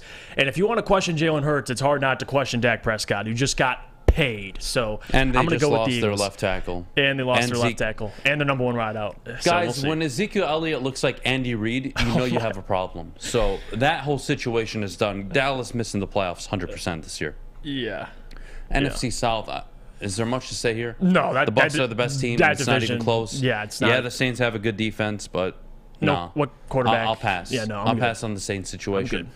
NFC West, I think the Cardinals are going to fall off. Me too. The Niners have never had back-to-back winning seasons under Kyle Shanahan. That's something to watch out for this year. It's the Rams division to lose. I think they win it easily. Yeah, and a first-year quarterback in Trey Lance. He'll be starting the whole season. We'll see, hopefully. So I think the Rams are poised to win the division again. So I have the Rams in Super Bowl winners. They'll win the division. No shit. Oh, last year I meant. Oh, excuse me. Super Bowl winners from last year. No, not dropping the hot take. One last year, they'll win the division. All right. Let's go to the AFC North. Last year, I believe it was Cleveland, Baltimore. I'm going to stick with Baltimore this year. I got them number 3 in the NFL on my power rankings list. Baltimore, for me, it's their year to win the division. Although I think Cincinnati did nothing for me to knock them off their perch. You're just high on the Ravens. I'm just very high on the Ravens. Explain Cincinnati to me. Well, you look at a team who won the division last year. They go 10-6, 10-7, if I'm not mistaken. I want to check real quick just to specify. They did go, yes, they went 10-7. So this is a team that got better, and it's a team that started winning games in the middle of last season. So if they can get off to a hot start this year, they can win easily 12 games. So give me the Bengals. The AFC is tough, but I like what they did. They're a Super Bowl roster that got better. So give me the Cincinnati Bengals to win their division. I think the Ravens will be second. All right, fair enough. AFC East, we both agree the Buffalo Bills, the clear winner. I don't think it's even close, to be honest with you. I don't think Miami contends for the division. I think New England has a shot at finishing in last. Well, yeah. So I think they're going to drop off completely. For the Bills, they're a 13-win team this year. Yeah, I have the Bills. 13-win team. I have the Bills winning that division, and then I have the Dolphins second in the AFC East. Not that matters. They might not make the playoffs considering how tough the AFC is, but yeah, it's easy. The Bills are winning that thing for sure. Fair enough. The next one we really got to talk about, because how in the hell? Go for it. You first. I'm going to ask you. How in the hell do you have the Jags over the Colts? Please explain. All right. Every year there's a team that goes from worst to first. And, Baltimore last season. You have the Jaguars this season. I'm feeling pretty good. Well, excuse me. You had the Bengals last season. I believe the Ravens were 4th last year. Yeah. And then you had last year the Jaguars were in 4th place as well. I'm gonna go on a limb here. Okay. And I'm gonna say the Titans take a step back. I don't like that they lost A.J. Brown and replaced him with Robert Woods coming off an ACL injury and Treylon Burks. Not a big fan of it. Derrick Henry, what he's done in that 4 or 5 year window, is it even sustainable anymore? Maybe he's the anomaly, right? You can always have an anomaly. I'm going to go against that data point. I don't think it happens. I think the Titans take a big step back on offense. The defense is nice and all, but you need an offense to win in this league. I think they're a step behind. I'm going to pass on the Titans even contending for the division. And then we look at the Colts, right? The Colts last season embarrassed themselves the way they went out. Not making the playoffs with that roster was pathetic. And, Carson Wentz gets thrown under the bus for all of it, which is hilarious to me, even though he had a big role to play in that loss. But no questions about Frank Reich? No questions about them losing their defensive coordinator? No. I think the Colts aren't significantly better just because Michael Pittman's going into his 3rd year. And all of a sudden now Jonathan Taylor's emerging. Oh, and they added Matt Ryan, who was not the MVP Matt Ryan back in the Atlanta days. This is a very, very veteran, game-managing type version of Matt Ryan. He's not going to go out and throw for 4,800 yards. But he's not going to lose you games like Carson did. I'll tell you that. I don't think so. Fair. But you know what? Out of all the teams that could boom or bust, I'm taking the team that's going to boom. Mm-hmm. And that is Doug Peterson getting his hands on a young quarterback and Trevor Lawrence. I think the offense is going to be the best in the division this year. The defense I have a lot of question marks about. What Trayvon Walker brings year one, we'll have to wait and see. But look, we're all sold on Trevor Lawrence as a prospect. There couldn't have been a better situation for him after Urban Meyer than Doug Peterson taking over.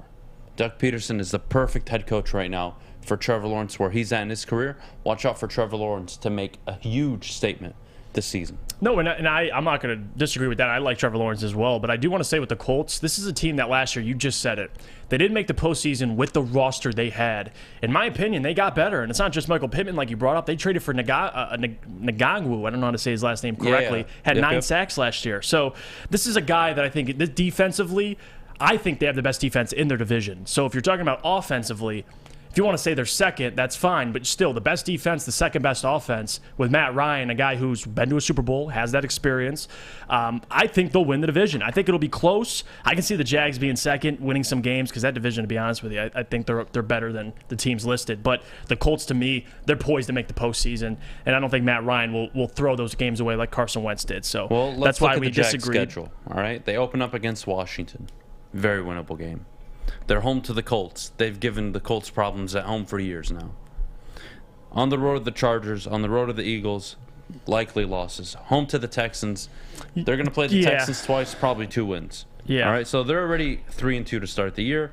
On the road to the Colts, probably lose that game. Home to the Giants, should win that game. Home to the Broncos, probably lose. Home to the Raiders, probably lose. On the road to the Chiefs, probably lose. Home to the Ravens, oof, it gets tough. That's your team. Then the Lions, and then you got the Cowboys, and then the Jets, and the Texans, and the Titans again. Like that middle part of their season is going to make or break them. That's true. They could easily be as low as 6, 7 wins, and they could go up to 10. And I think 10-7 in that division, it might get you the division. I don't see the Colts going out and winning 12, 13 games, running away with the division. I think 11. They're all going to beat them. They're all going to beat each other. The Titans. Yeah. It's close between the Jaguars, the Titans, and the Colts. I'm not saying the Jaguars are going to run away with the division.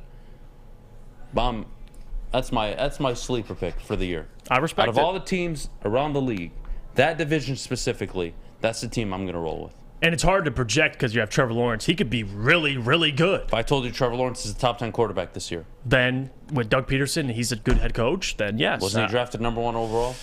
Isn't he arguably the greatest prospect to come out of college? Absolutely. Maybe it's time to live up to the bill. If he comes out and plays like a top 10 quarterback this year, Jaguars are winning the division. And that's what I'm going to bank it on. Until he meets the Colts defense. No, I'm joking. I'm joking. All right, let's wrap it up. Yeah. Let's wrap it up. AFC West. This one's this is the hardest division to call. Who did you struggle between? Because was it Chargers? Between the Chargers and someone else? Yeah, who in that division? I'll give you my order. You won't believe me, though. Okay, all right. Chargers 1, Raiders 2, Broncos 3, Chiefs 4. Oh, I would swap Chiefs and Broncos, right? No, Broncos and Raiders. Oh, you have the Chiefs finishing last, though. Yeah, regardless. No shit. Because I mean, look at the roster. It's now. God, I hate going against Patrick Mahomes. But I know, in man, terms it's of the hard. roster, It's hard. for looking at the roster, they are technically the worst team in their division. But there's a lot of boom and bust in Denver, right? Oh, yeah. Rookie head coach, Javonte Williams, unproven wide receiving core. Unproven head coach. A very coach. good defense, unproven head coach. Yeah. A lot to work with there. The Chargers, again, they have Brandon Staley, who I love. I love Brandon Staley. I'll go to bat for him any day of the week. But you got to get it done this year. Yeah. Chargers have no excuse not to win that division. I think the Chiefs, Andy Reid, look, they're going to find a way to be in games. They're going to compete. But if I told you 9-8 was last place in that division, would you believe me? I think you would. I think all these teams could possibly have a winning record this year. It's that good of a division. It's arguably the most stacked division. I don't disagree, Jeff. They have Justin Herbert, Brandon Staley, Mike Williams, Keenan Allen, Austin Eckler. The list goes on and on. They got everybody. They're loaded, dude. They loaded. really are. But the Raiders, for me, are the second place team. I think the Raiders with Derek Carr, Devontae Adams, Hunter Renfrow, Darren Waller, that group, they have Josh McDaniels. I'm not going to argue with that. You want to talk about a team that was kind of like slightly above average on offense last year, that have a ceiling of elite with what they brought in. The best offensive coordinator arguably in the NFL over the last 10 years, along with Devontae Adams, arguably the best wide receiver in the NFL. They have such a high ceiling on offense. I wouldn't count out the Raiders. Mm-hmm.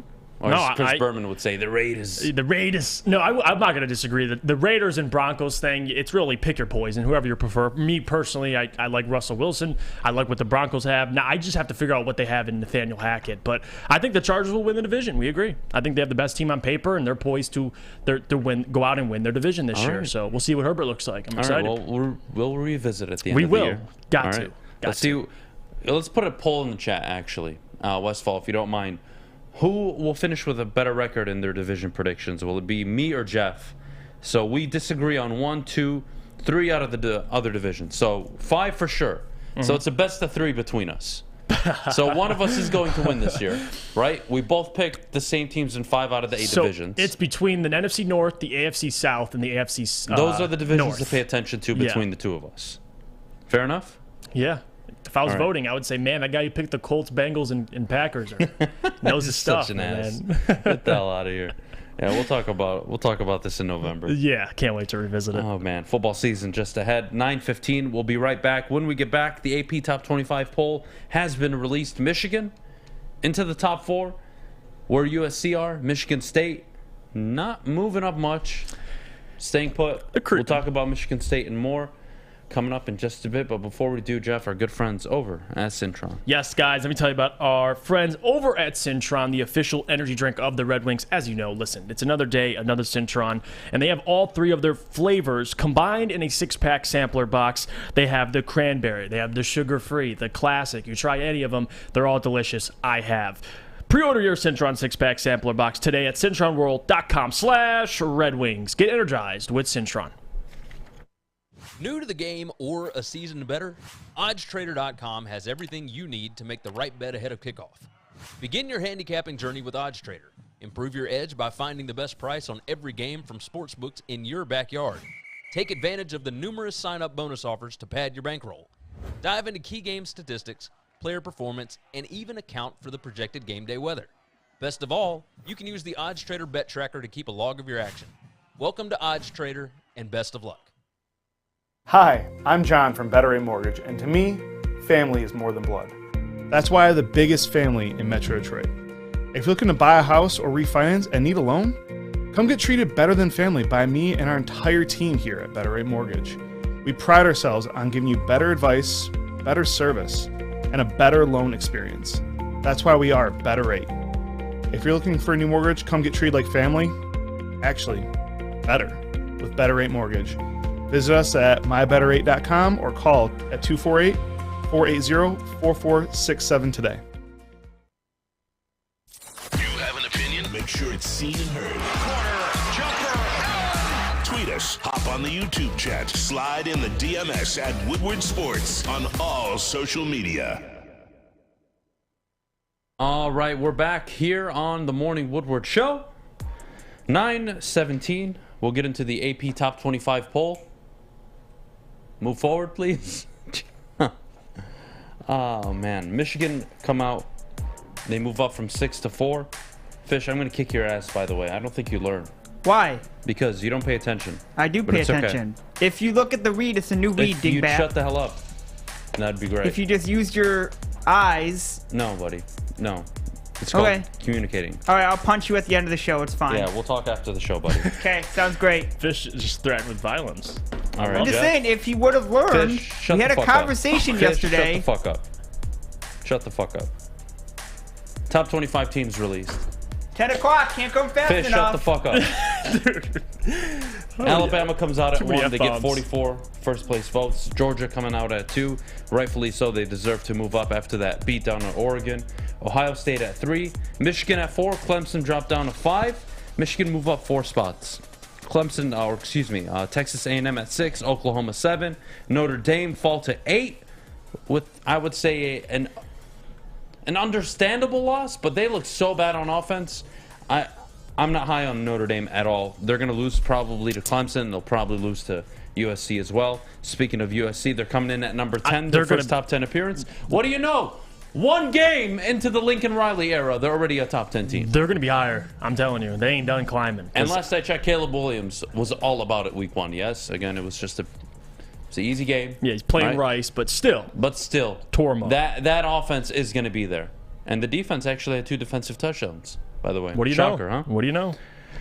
Coming in at 13, Utah fall all the way. I had them in my top 10 as well going into the year. That loss to Florida was just... That hurt. It's a tough loss. It's on the road. To open up on the road at Florida, an SEC team, go into the swamp and play the way they did, I think should be commended. And I don't think it'll hurt their college football playoff bid if they run the table the rest of the way and win the Pac-12. But that's a tough loss. Speaking of Florida, they're in at 12. They went from unranked to 12th. I think they're a bit too high. Michigan State at 14. Jeff, your thoughts so far? I don't have an issue with it. I do think USC is going to continue to improve. I think they're better, to be honest with you, than Notre Dame and Baylor, Oklahoma. I like USC a lot. And I think even in a couple years, they're going to be college football championship contenders. But right now, I don't have a problem with any of these rankings. I think they got the top 4 right. I think Michigan deserves to be in the top 4. We'll see what Clemson continues to do. But I don't have an issue with any of these. I think Utah makes sense. They slide down 6 spots. Michigan State, I think they could still climb a little bit. We'll see how they adjust to as the season goes on, but I got no issue. I think this is all pretty fair, to be honest with you. Anything you see a big issue with? Actually, I think Michigan State should have dropped. I don't think they should have moved up. Really? Yeah, I was not happy with the Western performance. Who should they be behind if I think if they Arkansas drop? should jump them. I think Michigan State should have stayed at 15. I don't think they should have moved up a spot. I think you could have should have put Arkansas, actually. Big win over Cincinnati. Cincinnati's a good team. They played them tough. I would rather have... I'd be more comfortable with Michigan State staying at 15, but not the end of the world. I know in the coaches poll they have them up to 11. I think that's too high as well. I think Michigan State, as of right now, are where they should be. I think Michigan, as of right now, are where they should be. Clemson on the outside looking in. Like, that's the reality. Look at that 5. That's your reality for the college football playoff, I think, this season. Yeah, I think they're the best 5 teams. Maybe opinion. USC can make the case if they run the table. You have to put them in if they run the table. But Bama, Georgia, unless one of them collapses, both are probably making the playoff. Mm-hmm. And I think Ohio State will. And one of the two, between Michigan and Ohio State, one of the two will make it. Now, the question is, are they both undefeated when they play each other? And the question after that is, well, if it's a close game, does that loser get the final spot, or does a one-loss or undefeated Clemson get that spot? Does a one-loss or two-loss USC or Texas A&M get that spot? That's the tricky part. And I'm inclined, as of right now, to say you probably put Clemson in, even if they have one loss, if they're the ACC champions. They play some SEC teams, too. But, man. But you're right. Man, that's going to be, as of right now, if this, that's a tough one. If both Michigan and Ohio State run their table going into that final game of the year, College Football Playoff Committee has a tough decision to make. And, you know what? We didn't talk about it, so let's get right into it. College Football Playoff expansion, 12 teams. Fan or not. Love it. Because it's going to solve this exact issue right now. I love it. I love it. And I think with the NIL, more and more college football teams are going to be able to make the college football playoff. I mean, you look at what you just went through. These 5 teams, top 5 teams, all deserve, I think, by the season, when it's all said and done, they deserve to be in the postseason. So if you look at even a team like USC, I mean, these teams, I think, are good enough to be in the college football playoff. So this solves my issue. And instead of looking at it from, a college football fan, just as a guy who loves football, this solves a lot of my issues. I love it as a guy who's going to tune into these football games. I love it from a consumer perspective, and I also love it from, I guess, from a business perspective. It makes the most sense, and I think there's, like we just had this discussion, Ohio State or Michigan, get them both. Like, especially if one has one loss, Ohio State runs the table. So I have no problem with it. I love it. I love that they're doing this, and obviously it's going to make them money, but more importantly for the consumer, I do enjoy it more. And I want more teams in the football playoff because there's a lot of talent. Well, let's look at the AP poll, right? There's 12 teams that make the playoff right now, right? I don't think anybody has an issue with it. No. I don't think there's any team in there right now. Granted, the season really needs to play out because A&M's going to have a few losses. Notre Dame's going to have a few losses. Teams are going to move up. But 12 teams is a solution, man. It just is. It just is. I don't want to have a conversation about hypothetical, yes, right now. But if I told you Michigan and Ohio State run the table, how confident are you going to be that, that's the play? Like, they should. Yeah, they should absolutely not make one should not make it. Yes, I don't. Sorry, you lost to an undefeated team that won the Big Ten. Yeah, sorry, we're kicking you off. Yeah, it's ridiculous. I think the expansion is great for college football. I think it's great for ratings. I think it allows more teams to be competitive long term, by the way, because now it's not, if I don't go to Alabama, I'm not going to be playing in meaningful games in January. Now it's, whoa. There's like 12 to 20 teams, hell, even 25 teams any given year that can make a run for the top 12. You know what that means, Jeff? That means teams like Miami, Michigan State, Oklahoma State, Ole Miss, Tennessee, Wisconsin, Kentucky, all these teams that are sitting out there at 20, 19, 18, 15, 16, they all have a chance to play in a college football playoff, which allows them to recruit more, which also makes NIL much more important now, right? Because instead of Nick Saban's approach of, we're in the college football playoff every year, you're going to play in meaningful games. You're going to compete for a national title. Now that pitch applies to 20, 30, 40 schools in the country that could all make a case for it. Not bad if you ask me. I think it's great I think it's so great for college football. Yeah, it's great. I mean, just from a consumer, like I said earlier, consumer perspective, I get more, especially from a fan perspective too, because you're a fan of any of these top 12 teams. I mean, you have fan bases from Texas, South Carolina, Michigan, Ohio, Georgia, Alabama, Notre Dame, with Indiana. You have Baylor, Texas. Like now you have a much more, expanded viewership now, because now people feel invested. You have your own team in the college football playoff, and more competition is always, always, always better. Especially with the NIL, you're going to have more teams, adding talent and all having it's. I wouldn't say it's a level playing field, but it's more level. It's more equal opportunity. Well, you're going to have your 4 power conference automatic bids, right? Right. You're going to have those 4, and out of the 8, let's say Bama, Ohio State, Clemson, and USC. Those are the 4, okay? Those are your automatic buys, right? Those are the 4 teams that get in this year, hypothetical. I still get Georgia, Michigan, A&M, Oklahoma, Baylor, Oklahoma State, Florida.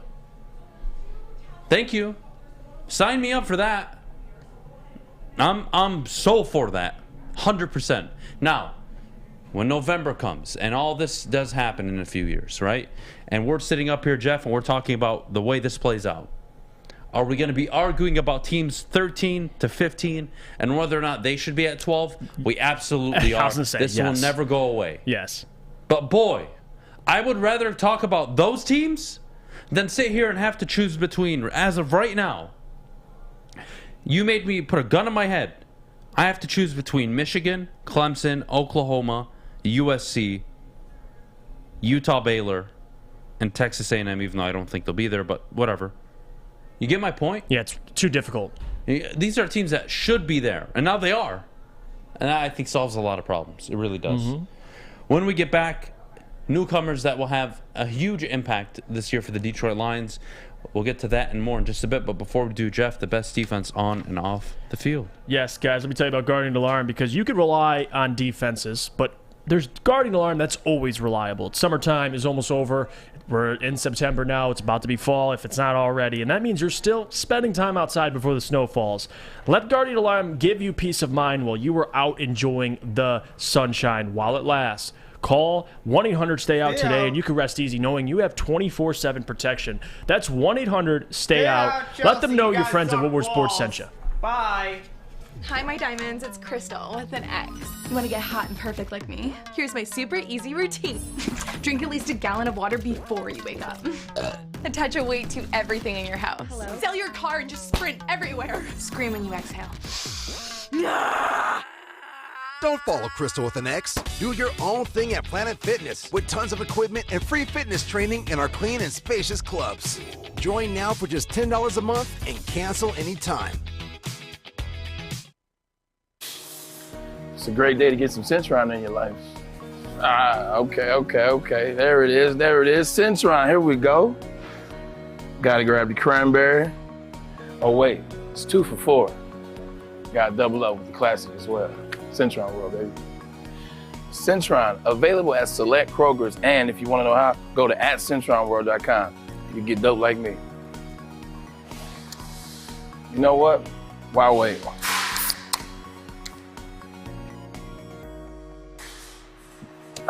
Great taste, guaranteed.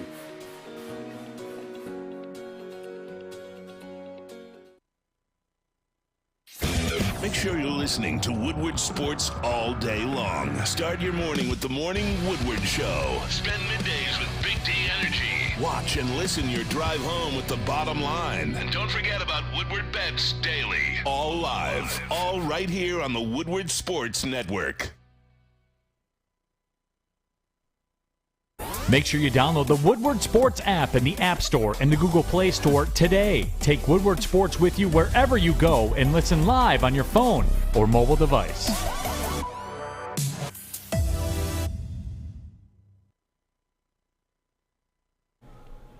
Guys, let me tell you about our friends at Big Frog, because you can get a free Woodward Sports t-shirt. Yeah, I said it. A free Woodward Sports t-shirt all month long at Big Frog in Novi. Just stop in, tell them we sent you, and they will print one out for you on the spot. So go to Big Frog in Novi today, get your free t-shirt, or if you want to visit them online, you can do that as well. Visit them at bigfrog.com/Novi. All right, Jeff. Impact players from the newcomers, right? Who's going to have the most impact in going into this season new to the roster? Doesn't have to be just a rookie draft. It could be easy. A free agent. Go for it. Aiden Hutchinson. 100%? Hands down. Really? Because the thing I always talk about, I've been preaching on the show, is what the Lions do is going to be dependent on their offensive and defensive line. You could throw Jared in there because he touches the football every single time. Aiden Hutchinson is a big part of that defensive line. And if you can put pressure on the quarterback, it's going to make the linebackers, it's going to make the secondary, it's going to make their job a little more easier. So I'll say Aiden Hutchinson, because where do we look to, where's the, deficiency on this team? It's defense, because it's unproven. I don't want to say it's a terrible defense, but they are unproven. Aiden Hutchinson can help put them one tier above if he's that good his rookie year. I know it's his rookie year, but he's going to be able to make the most impact, and his impact is going to benefit everybody around him. So, and he can force turnovers as well. So I'm going to go with Aiden Hutchinson as the first year. This is saying something, because I think Aiden Hutchinson will win Defensive Rookie of the Year, by the way. But DJ Chark, that's my pick. DJ Chark, I think, is going to have a very good season in Detroit. And he's going to get a lot of single coverage. And there's going to be a lot of jump ball scenarios that he is going to win, especially in the red zone. He is going to be a threat. I think DJ Chark is going to come into this season and damn near push for 1,000 yards year one. I really like the DJ Chark pick. Big fan of Hutchinson. I have no problem with the pick. I think you're absolutely right in everything you said about Hutchinson.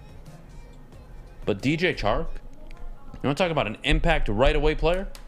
DJ Chark opens up the offense tremendously. He does. And it gives Jared Goff another security blanket. I love the DJ Chark move. I really do. I think it's going to help him tremendously. You can even make that same argument for Jameson Williams when he comes back eventually. Because your point, you're right. I mean, having guys like Jameson or DJ Chark is going to make guys like Amon-Ra and TJ more open than they were last year. Because he didn't have a threat like that last year. So I get where you're coming from. We kind of went each side of the ball, to be honest with you. I mean, if you want to go DJ Chark for offense, Aiden Hutchinson for defense. I know we got a lot of Rodrigo fans out there, but Aiden, no question about it. Let's talk about him. If Aiden's getting to that quarterback, Rodrigo... Let's talk about Rodrigo. His job going to be a little easier. Let's talk about Rodrigo. A lot of hype. A lot of hype. Fan favorite.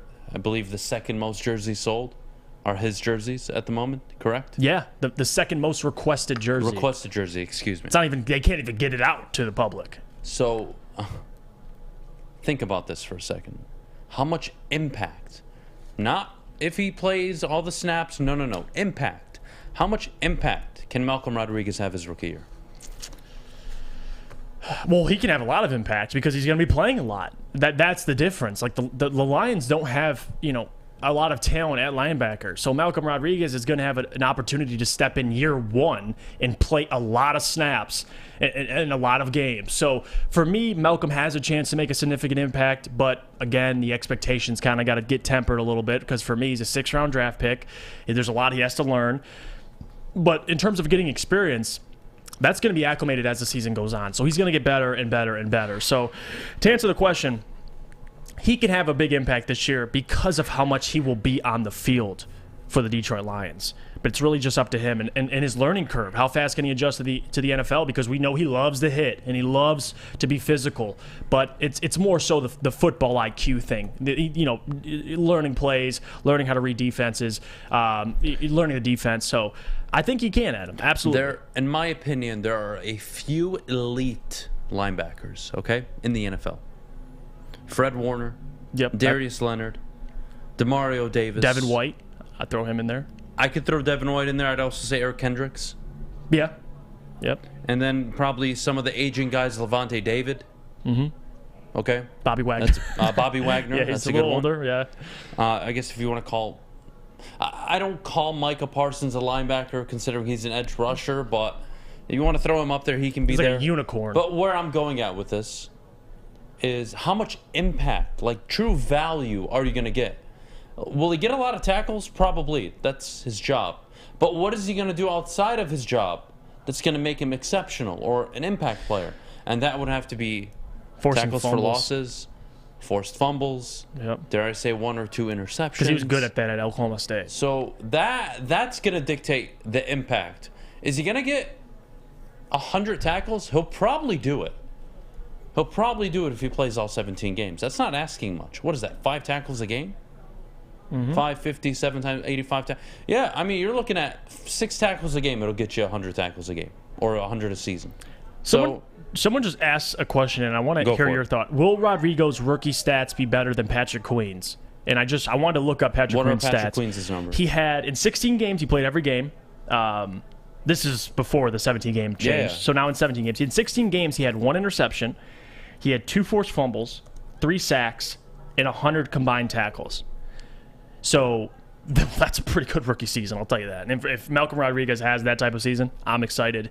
But yeah, I'm going to go less. I'm going to go less as There's well. no chance. Because he got interception, 2 forced fumbles, and 3 sacks. I mean, that's a pretty complete rookie season. I mean, That's as a tough one. 9 tackles for losses, 10 quarterback hits. Yeah, that's 66 solo tackles. 3 sacks, like you said, 2 forced fumbles. I don't think he will. But that's the difference. I mean, Patrick Queen was taken in the first round, 28th overall. So, I mean, that's what you'd want out of your first-round linebacker. That's a If tricky Malcolm one. gives you anything close to that, the guy was a 6th-round draft pick. Thank you. So that's what you take out of it. That is quite quite the achievement, I think, for Malcolm Rodriguez. But we'll see, man. We'll see. Would Rodrigo be the dark horse for Rookie of the Year? I think he'll be a dark horse if he puts up those numbers, but the only way he wins is if he gets to the quarterback. That's the stat. It's Micah Parsons, yeah. Unless he comes out 140, 150 tackles, he's one of the league leaders Just in a tackles. monster. 10 tackles, 12 tackles for loss, 4 or 5 sacks, who knows? It's not going to happen. It's not going to happen. All right. Where is it? I mentioned DJ Chark. Mm-hmm.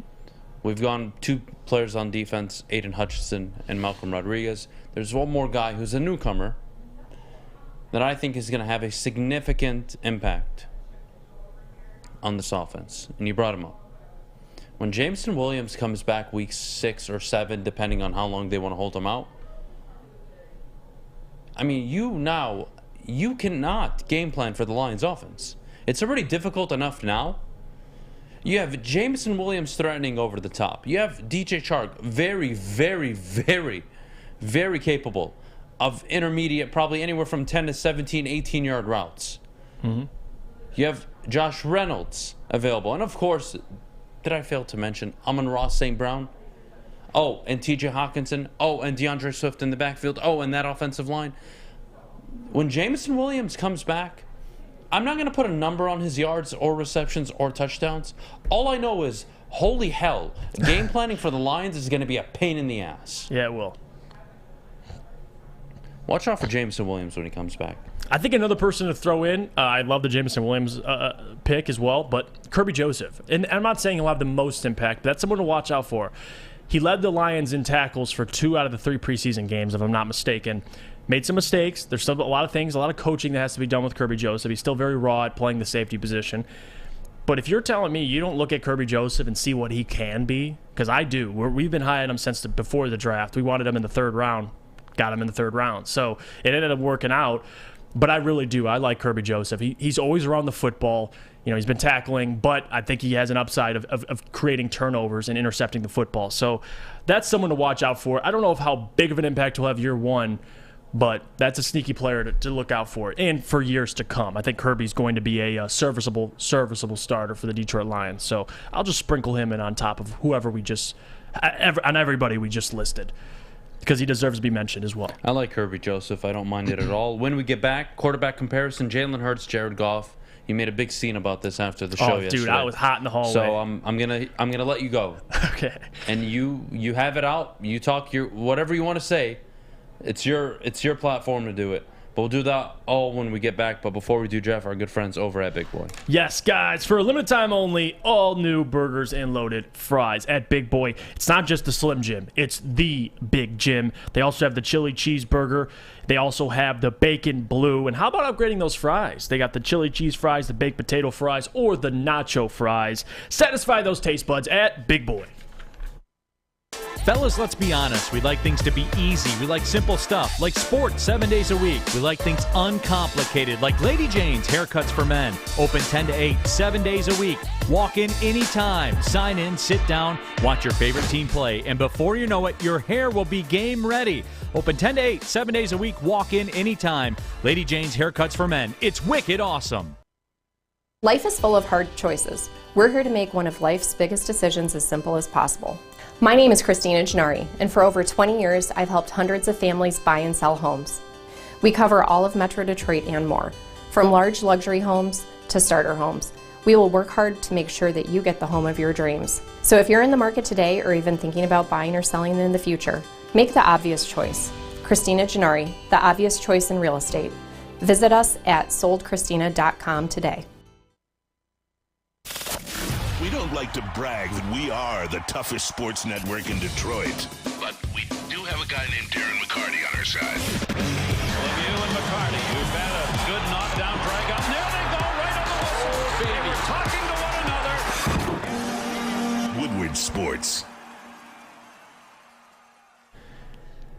Listen, guys, not everybody can have a natural tan. That's why, if you do need a tan, you come over to our friends at Chili Peppers Tanning. Join the Pepper Club at Chili Peppers Tanning. You can get all the best deals, plus they'll beat all competitors by $5. Chili Peppers has the hottest bulbs, the hottest deals, and the darkest tans. 26 locations and more on the way. Chili Peppers Tan? All right, 9:41, Fish. Shut the hell up. Why? Ryan Lentz, I hope you enjoy this. This message is personally for you, Jeff Iafrate. Go for it, buddy. So, I just want to paint the picture for everybody. Yesterday in the office, after the morning show, I'm walking out. I talk with, I have friends here, obviously at the network. I have Ryan Lentz in the back, Mike Gentry, Fletch, everybody back there. I had a conversation with Ryan Lentz, for like who's our It wasn't just a quick one. It was like an hour. No, it was an hour. It was a long one. And I know you people in the audience can relate to that. You argue with somebody over sports. You sit there for about 30, 40 minutes, and you're like, wow, did I really just waste 45 minutes on this? But Ryan Lentz, he's our video editor, does graphics for us. He runs our YouTube, so he does a lot of stuff for us. But with Ryan, he's a stubborn guy. And I want to ask the audience something, and Alex, you can drop the question. If you guys could have one season with either quarterback, and your roster is capable of winning a Super Bowl, which quarterback would you take? Jalen Hurts or Jared Goff? I'm not talking about for the future, because I get it. Oh, I want to take Jalen Hurts for the future. He's younger. There's more upside. I'm not talking about that. I'm talking about this season, right now. If you have the same roster, who are you taking? And I want to hear from the people. Because for me and Ryan, the disagreement was between Hurts and Goff. I went Goff. Ryan went Jalen Hurts. Now, his reasoning, and guys, I'll tell you guys this. Name me the last time a quarterback like Jalen Hurts, who relies more on his legs than his arm, has won a Super Bowl. Jared Goff has already gotten there. Say what you want. Jared Goff isn't Mahomes. He's not Allen. He's not Stafford. I could keep going. But he's good enough to at least win you playoff games. So, and I get it. Goff chokes in big situations. Jalen Hurts hasn't even gotten there. So if you're going to pick Jalen Hurts to trust him for this season to get you there, that's a mistake, my man. It really is. Jared Goff may not be all finesse, but he's the safer quarterback. And if you have a Super Bowl roster, you don't have to rely on your quarterback to get you there. Okay. So that's the problem with that. I see already the votes are coming in. 74% with Goff, 26% with Hurts. That was my point. Hurts, I still don't know it. If you want to say he's Russell Wilson, you better watch your mouth, because he's not Russell Wilson in terms of his passing ability, and he's not Mahomes with his passing ability. Lamar and Jalen Hurts, I would say he's under Lamar. He still has to prove what he could do with his arm. So that's where I'm coming from, and I want to hear it from your perspective, Adam. You got to witness it. I'm arguing with Ryan over me preferring Goff. Now I'm a Goff defender, which I'm really not, but in this situation I have to be. What do you think? You got one season. I'm not talking about for years to come. One season. For one season, it's really close for me. And I thought about this long and hard because I knew we were going to do this. You guys put me on the spot yesterday, so I had to dive a little deeper. That's such a hard decision because Jalen Hurts, to me, has an untapped potential that you just don't know about yet. And that could go boom or really down. You're absolutely that's the risk you're taking. You're absolutely right. And you know what? I can only look at people with the data I have in front of me. And Jalen Hurts in his one playoff performance, 53% completion percentage, 1 touchdown, 2 interceptions last season. 23 of 43, 258 yards, a touchdown, a pick, 2 picks actually. Quarterback rating of 60. Not the best, but he offers so much more than Jared Goff. He does. He offers more on the ground. I think he is a capable thrower in the NFL. Do you rely on his decision-making? Probably not, but he's still young enough. My question, before I give you my answer, is what roster do I have? The Lions roster or the Eagles roster? Because it does matter. I'll say the Eagles.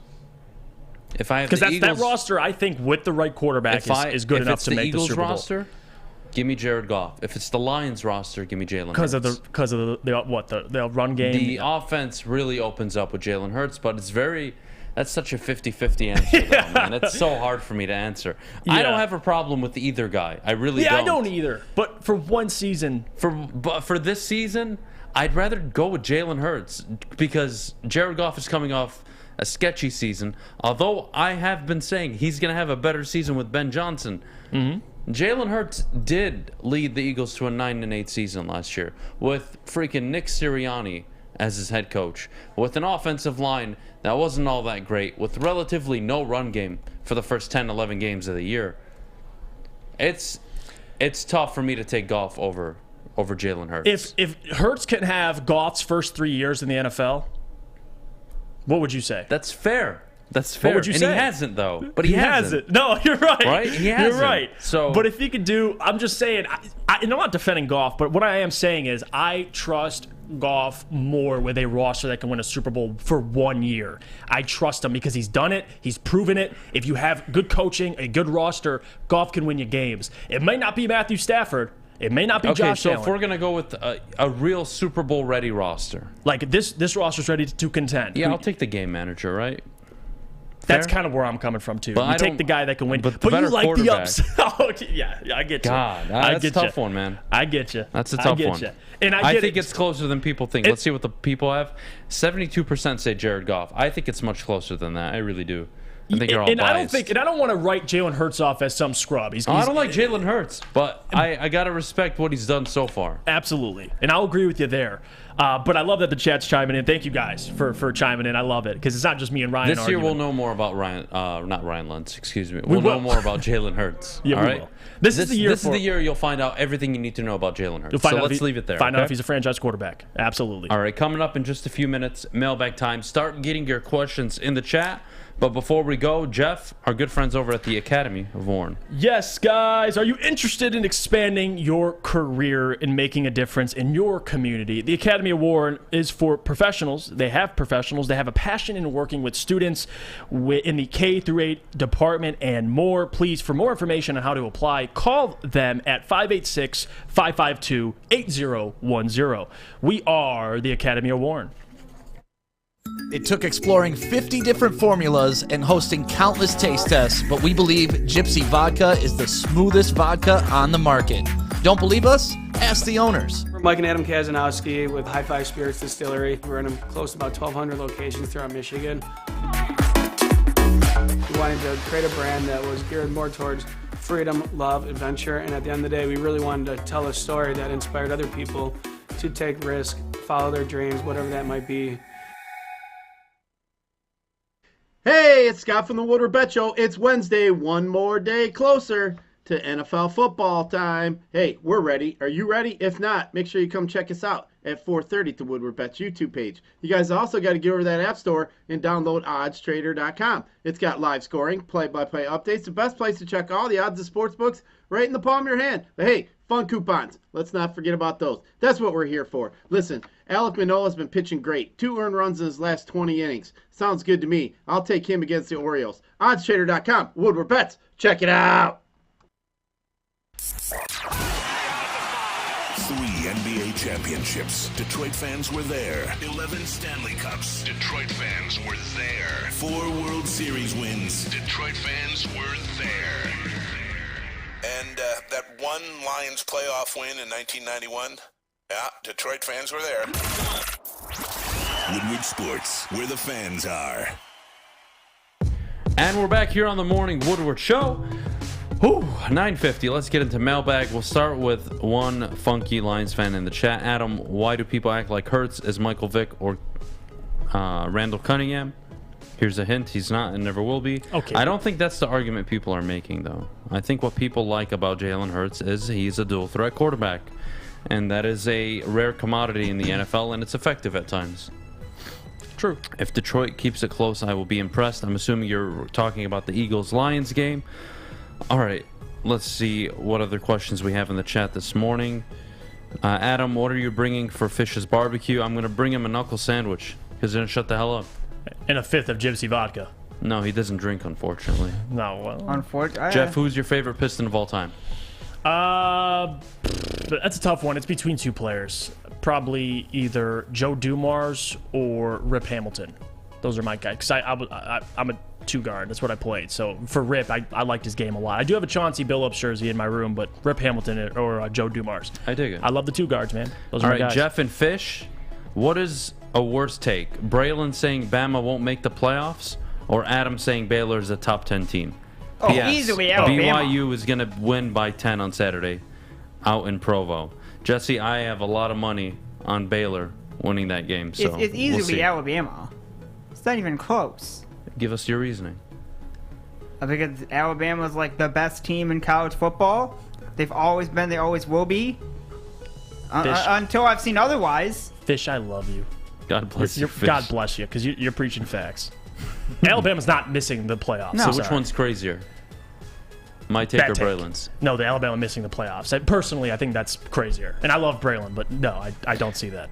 All right, Pistons fan They have the best asks, when do we offensive get player, NFL weekend bets? Coming up Friday. Or Friday. the NFL pregame show. You guys will be getting them Friday. Yeah. I'll be giving them out Adam Friday. bets. Now, for any reason injuries happen, you guys know not to make those bets. But Friday, we're going to come out with 5 games every Friday going into the NFL season that I'm going to give you. I can't wait Are to you return already bets. coming off a caveat?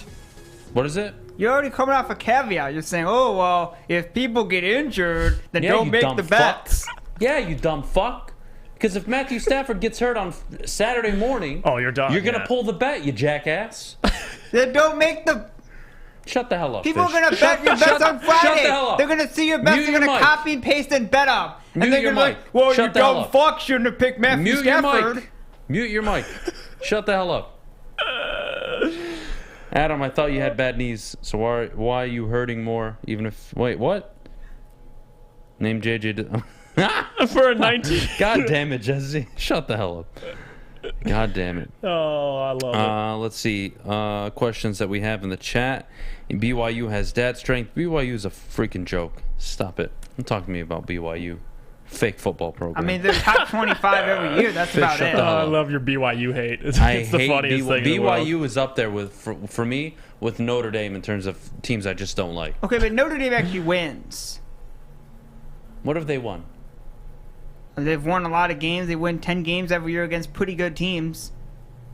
Pretty good teams? Yeah. In what world 7 have of you the been teams living they in? play are pretty... Fish. 7 of the teams they play every year are decent. At least in the preseason they are. Should I go through their schedule? Fish, shut the hell Well, you're up. giving Fish. You better lock that door behind you. Notre Fish, shut Dame the hell only up. lost Fish, shut by the hell 11 to up. Ohio State, who's going to murder Michigan. Shut the hell up, Fish. Jeff, do you play 2K? If so, what do you think about the Pistons ratings leaks? Yes, actually, I do play 2K, and I saw the ratings, and I think it's fair, especially for Jaden Ivey. I mean, Cade was rated, 80 last year, and he's 76. Makes sense. I mean, he's a top 5 pick. Kevin Durant didn't think his ratings was fair. Well, Fish, shut the hell up. Of course he doesn't. Fish. It's Kevin Durant. But yes, I do play 2K. Big Matthew 2K Stafford player. or Justin Herbert, one game to win. Who are you taking? I'm taking Stafford. Stafford. No question about it. Yeah, I'm taking Not Stafford. even until proven otherwise with Justin Herbert. Yeah, I got to see more of Herbert. Stafford's done it in the biggest moments, so I'll go with Stafford. What else do we got? Let's see what else. If the Lions have a top 3 pick, who's the head coach next year? I still think it's Dan Campbell. I don't think they're going to fire him. Yeah, because then they'll draft a quarterback top 30 next year. I really don't. And then you could see what Dan looks like with a rookie quarterback. And you tell me they're top 3. If they're top 3 with a healthy roster, he needs to go. But if Jared goes down, Goff goes down for half the season, and you lose key starters, like context does matter, but it just puts more and more pressure on year 3. So I think it's way too early to have that conversation. Well, let's see. I think the Thanksgiving game is the only game the Lions don't play at 1 p.m. this year. That is correct. Thanksgiving, I believe, 12:15 is kickoff. The rest of the season is at 1 o'clock on Sundays. That'll never change outside of a few 4 o'clock games I believe they play for the West Coast teams. We'll have to wait and see. Adam, I can't wait to drink your tears this Saturday and Sunday morning when BYU beats Baylor. You know, Jesse, what do you want? You tell me. I will give you whatever you want if BYU beats Baylor. And I will suck it up. I will come on the show wearing BYU pause. I don't think that's going to happen. If they beat Baylor. How about that? It sounded you were going like a different route, but no. I think Baylor will win. Hey, listen. Let's not get sexual. It's too early in the morning. What's wrong with you? All right. What other questions do we have in the chat this morning? Let's see. What has a better chance of happening? Swift 100 yards on the ground or Hutch 2 sacks against the Eagles week 1? I'll say Hutch 2 sacks because Jalen Hurts is going to be running around a lot more, so he might be able to get him. DeAndre Swift Eagles' against run this defense is pretty solid. It's pretty solid, and the addition of Jordan Davis could be something.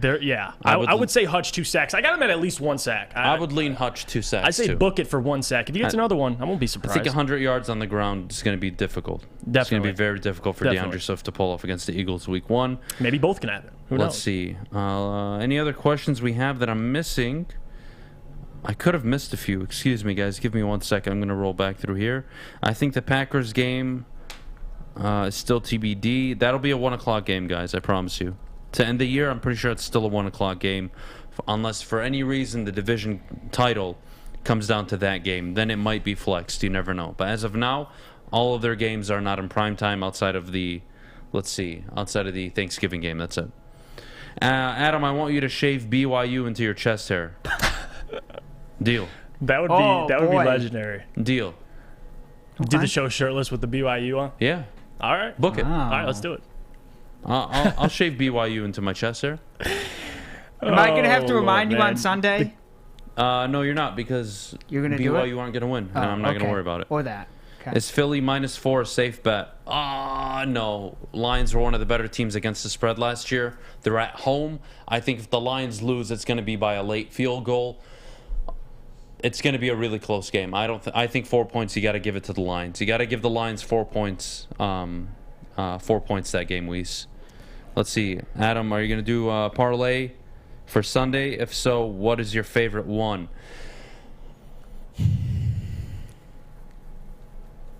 Wait till Friday, dude. Wait till Friday. I got a really good lineup this week. Bet them individually, but parlay them for sure. BYU wins this game at home. Individual going to be or on my parlay? card. Booner, shut the hell up. Get that hate out of here.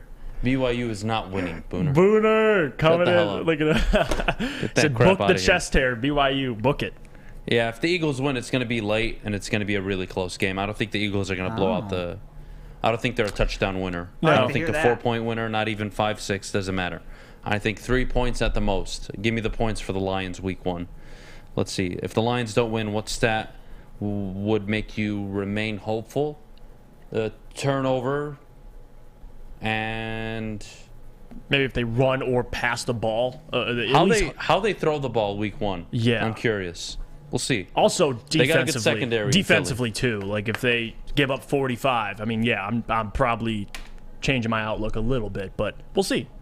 BYU has a better chance of hooking up with a girl than beating Baylor. Thank you. I agree 100%, dude. Softball. Broder, I agree 100%, man. I put all of Adam's bets from last Friday into a parlay. The U of M won cover. See?